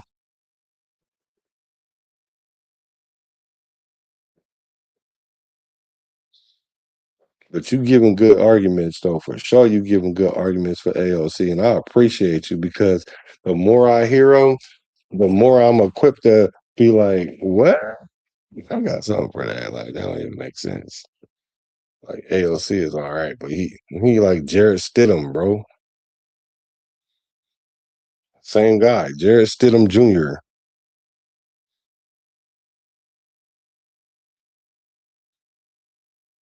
Yeah, he like Jared Stidham. Let me let me see if I can find this play where your boy fumbled the ball. You won't tell me why he fumbled the ball in that situation there.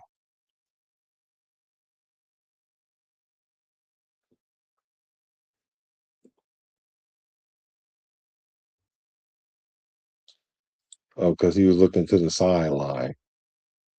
That's what you want to say it was. He was looking to the sideline. Or why he was looking over there. He wasn't looking at the sideline. He was looking at that wide receiver that trying to see if he was set.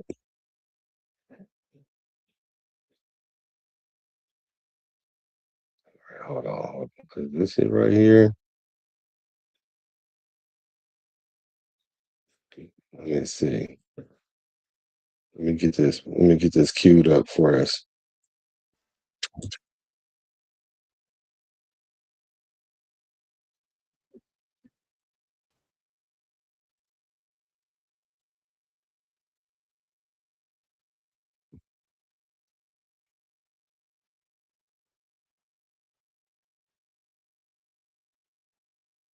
Talking about guys that have been in the league for 13 years. He's been in the league for 3.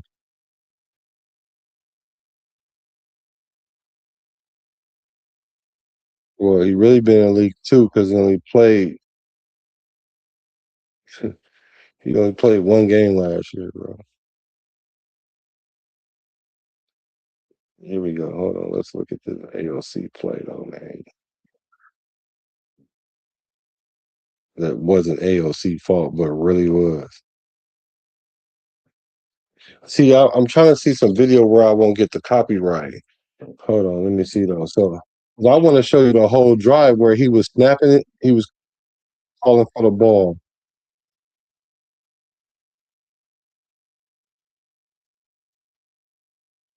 Hold on.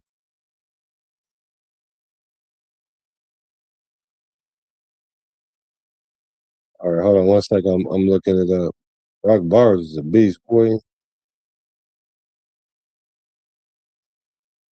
And don't get me wrong, he was driving down that in that last drive for sure.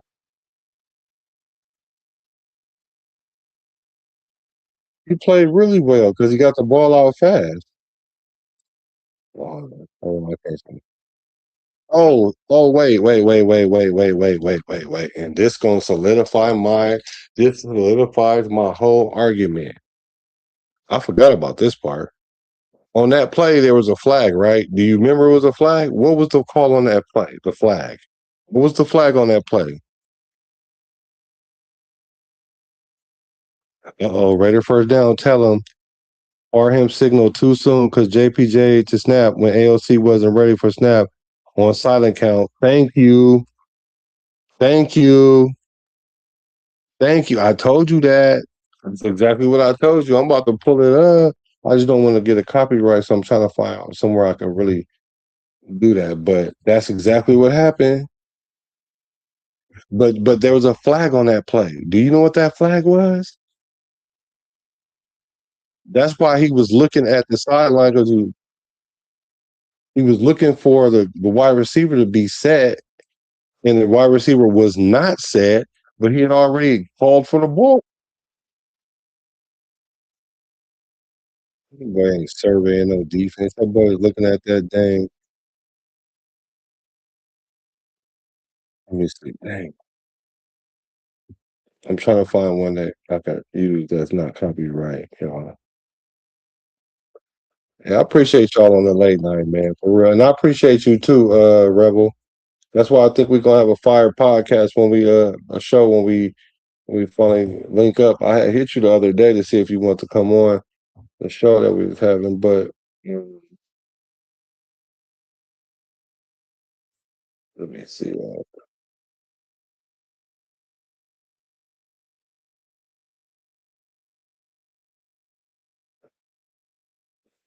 Dang, man, I'm trying to find this little play for y'all, man. Let's see who's out there tripping, man. I don't know why I can't find it on here.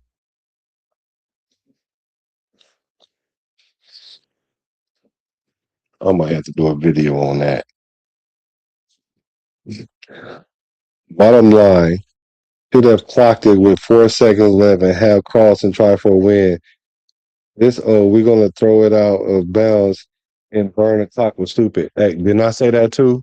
That's exactly what I said. This fool want to run around, throw the ball out of bounds. Like, who does that?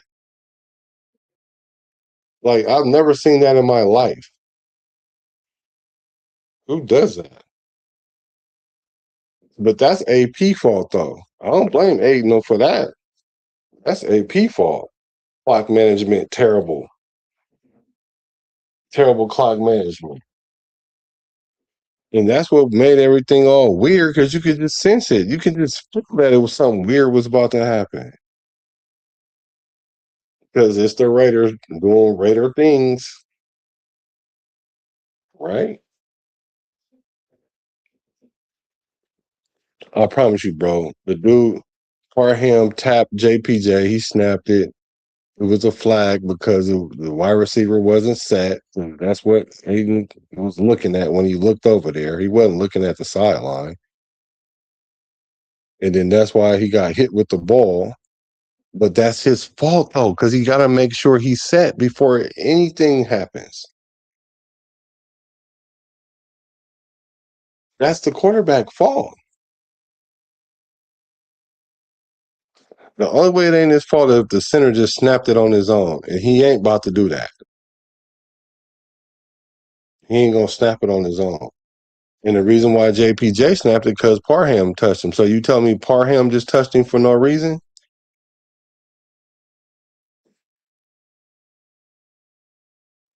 Yeah. He had 340 yards, 2 touchdowns, and was driving for the win. Right. But he lost. Though. You know how many times you throw for 300 yards and lose a game?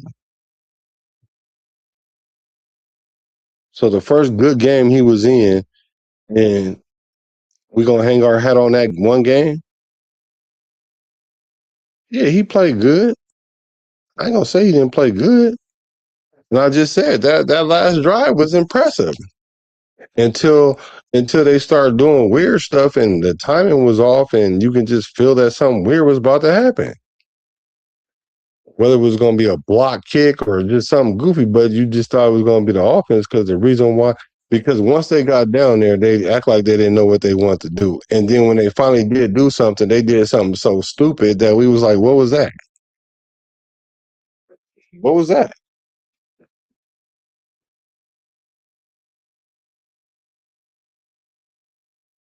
He didn't say the exact opposite of what I said. I told you that APJ snapped the ball because the guard touched him because the guard is looking at the quarterback when the quarterback gives the signal because the center can't see the signal, and he tapped him and he snapped it.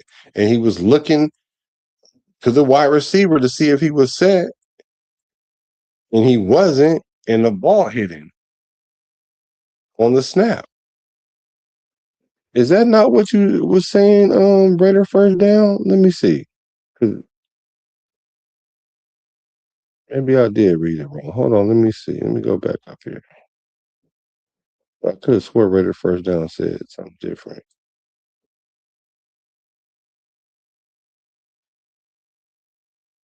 He said Parham signaled too soon, caused JPJ to snap when AOC wasn't ready for the snap on silent count. So again, so Parham just snapped the ball for no reason. No, Parham saw what's his name give a signal, but okay.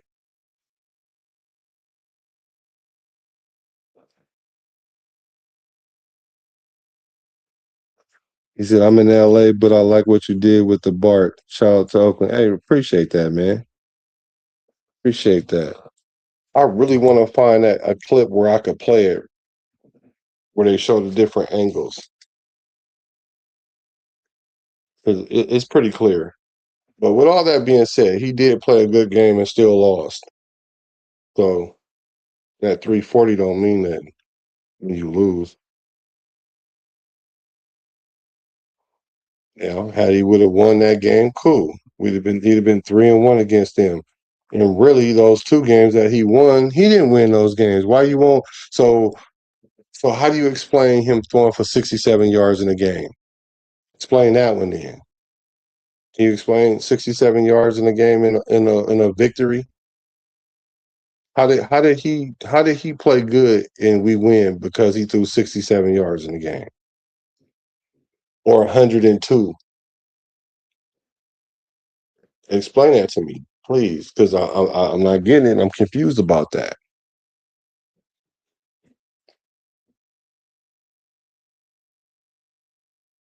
Like how do you win? How you throw for 340 and lose, and throw for 67 yards and throw for 102 yards and win? That sounds like that don't have nothing to do with you. That's what that sounds like. Because whether you play good or bad, the result going to be dependent on the defense.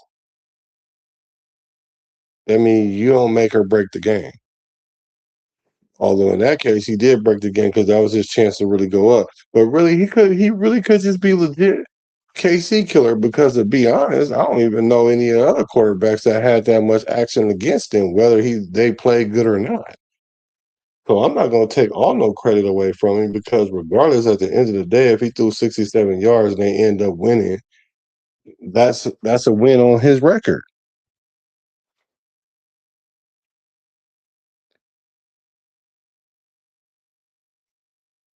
Man, I'm not listening to what they saying in no interview, bro. Y'all was believing when Pete Carroll said he won 10 games last year. Y'all heard we was gonna win 10 games last year. I don't know if you did, but a lot of the fans did. Because a lot of fans don't know how to read between the lines, or a lot of fans ain't never had no coach lie to their face, or they ain't never had a coach tell them to say something to the press or to the paper or whatever.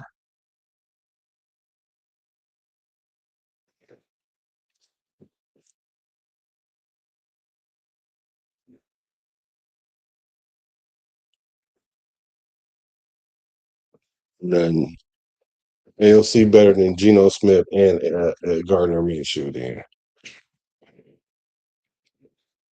I'm telling you, anytime we start talking about specific games, and you talk about all his great games, like them his only good games. You know I could pick like twice as many games that Gardner Minshew done had that's better than him, right? More than twice, especially Geno Smith too. And both of them guys have played at least 15 games out of a 17 season multiple times.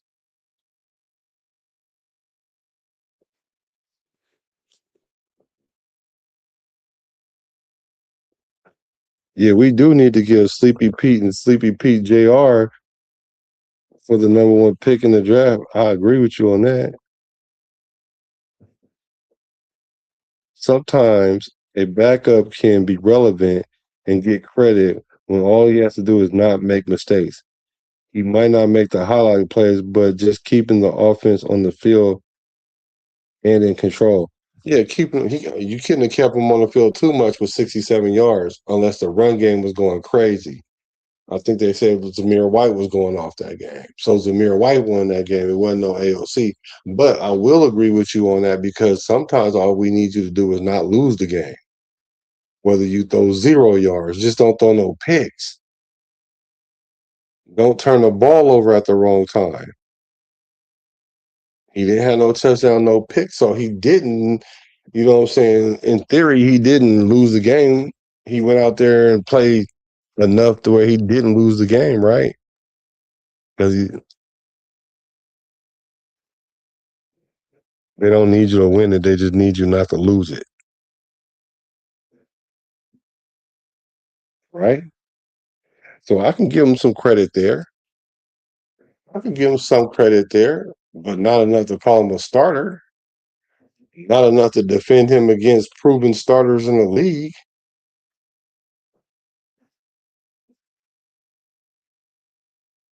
I can't do it, bro. ALC might not even be on this roster by the end of this year, bro.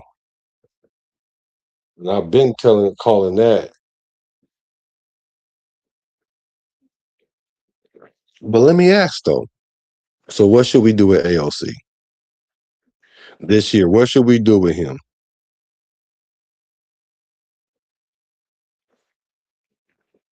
What do we do with what do we do with AOC this year then? He's fully healthy and everything, right? He should be fully healthy. Hold on, man. We ain't getting no new subs tonight, man. What's going on with that? We ain't getting no subscribers, no new subs today. I seen a few new faces, no new subs. I'm working hard on it. Now, you know what time it is right now where I'm at? It's 4 in the morning. It's 2 in the morning where you at. I'm not even in the bay right now and I'm streaming. And it's 4 in the morning. And we ain't getting not a Nair Nutter sub? Oh, okay. Gotta work harder then. I gotta do better. That's because I'm talking about AOC. That's what it is. I know that's what it is. I'm talking about AOC. I know y'all like him, but he is not that guy. He's not going to be that guy either. I don't know where else he going to play, but he ain't going to play with us that much longer either. I promise you. I promise you. I promise you.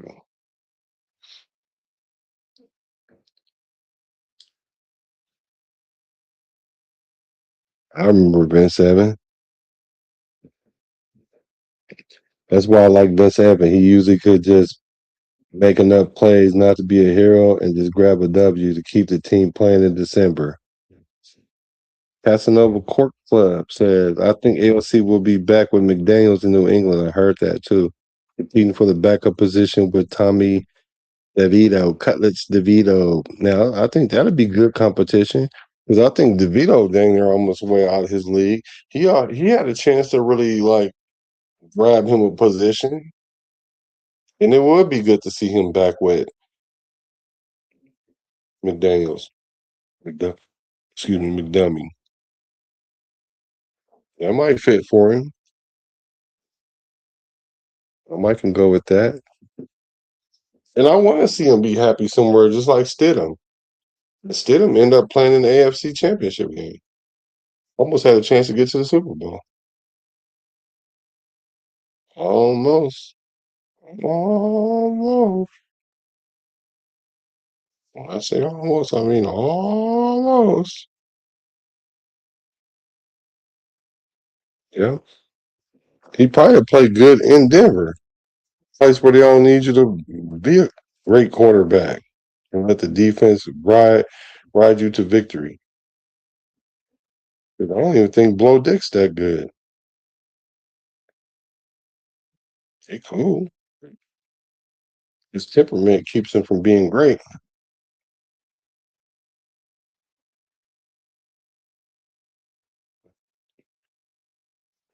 Oh, well, y'all, I'm I'm I'm I'm really proud of you, Rebel. I'm really proud of you because I thought that I was able to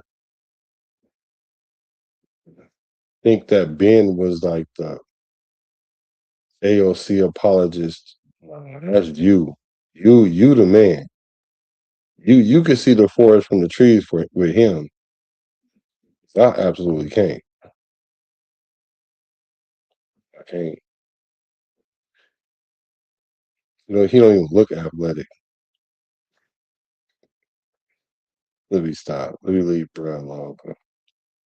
I just don't think he ain't got it, but he gotta go. Bro gotta go. Speaking of gotta go, I guess that's what I gotta do. That's what everybody said last year about what we say. Let's jump on the show. Let's do a show today, bro. You want to do a show today or Monday?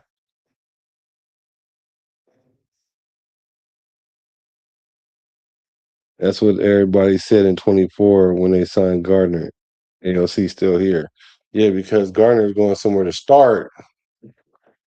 He's trying to work his way back into the starting position. Then he got injured. Where he playing at now? I forgot where he playing right now. He left Kansas City and went to where he went to. He went to some weak team. He probably gonna start for by the end of the year.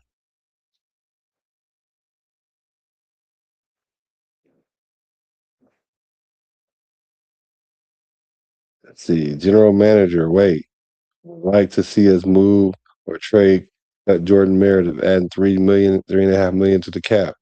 Yeah, if you guys go peep my video, I got a hit list, and Jordan Meredith was on it. He gotta go. Yeah, he gotta go. But if we do keep him, I mean, I'd rather keep to get the money off the cap. But if we do keep him and he play anything like he's been playing, he might as well pack up his Gucci, Prada. Wait, we finally have dip from the offensive line, and you want to get rid of it because of money? Who? Wait, we finally have dip from the offensive line. What that say? Oh, depth. You want to get rid of what? Oh, you talking about Meredith? Yeah, Jordan Meredith ain't gonna. If he's in the game, yeah, we got depth without him, right? Don't need veteran depth. Don't need, not his veteran depth. Blowing off the ball depth. Okay, he plays center. I'm sorry, bro. He probably just ain't got the attitude, bro. Losing him ain't gonna be sweat off our back, bro. Jordan Meredith ain't. We looking at Trey Zoom harder than we looking at Jordan Meredith. Right? It's over for the guy. He might as well go somewhere else. We should try to get some value out of him, so we can have hella picks again next year, and we can bust some moves like we did this year. For real. Jordan Meredith ain't that guy. What he gonna go? Go back to guard? That's where he played best at was guard.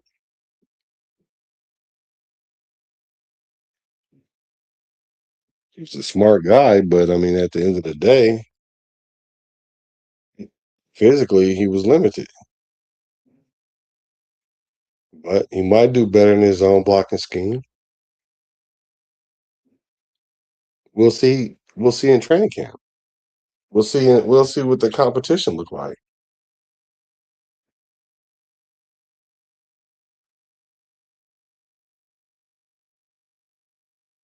Right?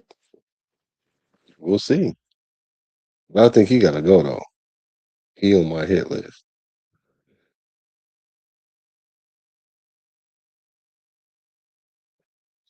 Okay, you want to do one today? Let me see. Today is so. What? Where you? Where you are? Are you Pacific Standard Time? Stone Redder was good. Oh, you on your lunch break, bro? We had a good conversation about your boy Aidan O'Connell. You like Aidan O'Connell too? What's your thoughts on Aidan O'Connell, man? He said he ain't gonna play at all though. Gardner Minshew, yeah, he coming off an injury. He might not. Poor guy got a chance to start in Kansas City, got broke. Poor guy. I hope the whammy don't get Mendoza. I hope the whammy don't get Kirk Cousins. Because that Raider whammy is something else, man. Are you on the West Coast, Rebel? And what you want to talk about? I hope not AOC. I hope not. We're gonna have to do AOC another day. And it's funny because we agree on a lot of things, and then there's a couple things that we don't agree on too. Like it's almost like not balance, like 60-40. Like I don't know if that's really what it is. Could be more like 70-30, but I don't know. And I enjoyed the pushback because if there's something I'm not seeing, then I would like to see it. And then I had to retract what I said or give the props where it is due. But we can do what Sunday? Is anything going on Sunday? Because the NBA is on break, and what there's hockey tomorrow. I could do really any time. Maybe in the afternoon, like about you know what's 4? I don't know, 5, 6, 7.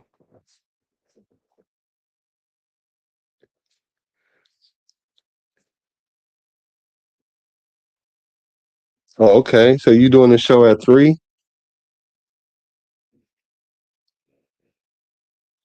Yeah, I'll peep your show. Raiders first down. I didn't know you had a show. Webb, what's good with Webb?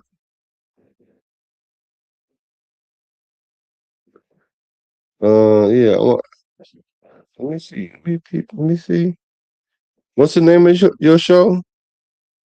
Tell me your shield show. What's your page? What's your page so I can look it up and make sure I'm subscribed to it?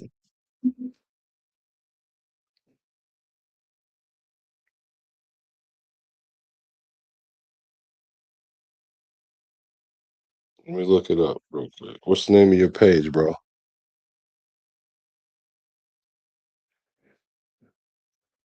Meredith was a top 5 guard in the NFL 2 years ago, and we're just gonna cut him. No, we're gonna trade him. That's what we should do. And if we can't trade him, and he come in and get beat out by Trey Zoom, or anybody else, Grant or Rogers, what does that tell you?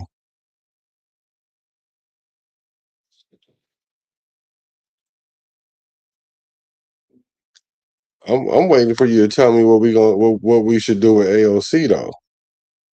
With this current quarterback room, what should we do with AOC?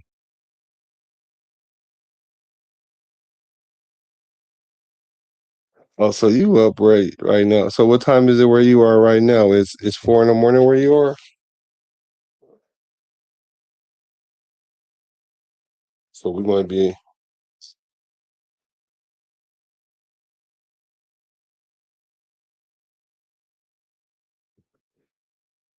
yeah, he should be. He should be traded. What good is he going to do us? The boy was getting killed last year. Oh, not remember that? That boy was getting torched last year, but he was out of position, I guess. Y'all ain't subscribed to the channel because I'm talking about y'all quarterback. It's all good. I'm just messing with y'all. I appreciate y'all hacking in, dog, spending the time.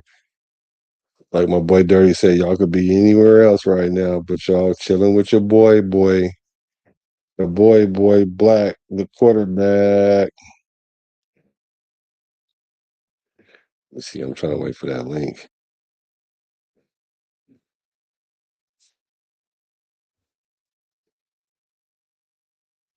Yeah, Jordan Meredith need to get up out of here. What we waiting? So we waiting. Well, I guess we can't say it's a new regime every year because we about to have this one for a minute. We definitely got to have this regime for a minute, unless the Raider Nation run Hunt Kubiak out of here because we played Mendoza too early, listening to the fans, and then he ended up being a bust. I don't see that happening though. We're doing things the right way, y'all. We normally don't do things the right way. So, you can't expect something good when you're doing it bad. But you can expect something good if you're doing it the right way. Does it always pan out to that? No. But it puts you in a position for it to happen though.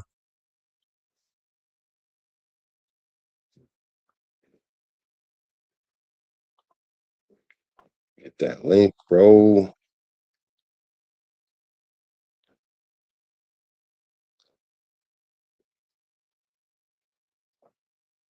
Let me see something. I'll just go ahead and play these little videos.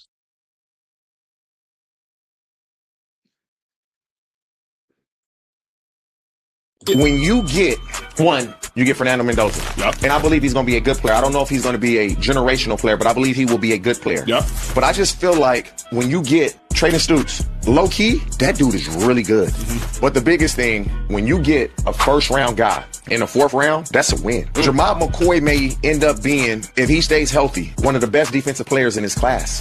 Big, fast, and he gets his hands on the ball. Yeah. I didn't think I would say the Raiders. Yeah. But I really, really like what the Raiders have done on the defensive side of the ball. Biggest steal of the entire 2026 NFL draft, and it happened in silver and black. The Las Vegas Raiders grabbed Jermod McCoy, and if this man stays healthy, oh my goodness, this changes everything for Vegas. First-round talent falling to the Raiders at a fraction of the cost. The athleticism, the instincts, the football IQ are all there. Pair McCoy with Fernando Mendoza, Brock Bowers, and Ashton Jeanty, and suddenly the Raiders aren't just contenders, they are Lombardi Trophy conversation.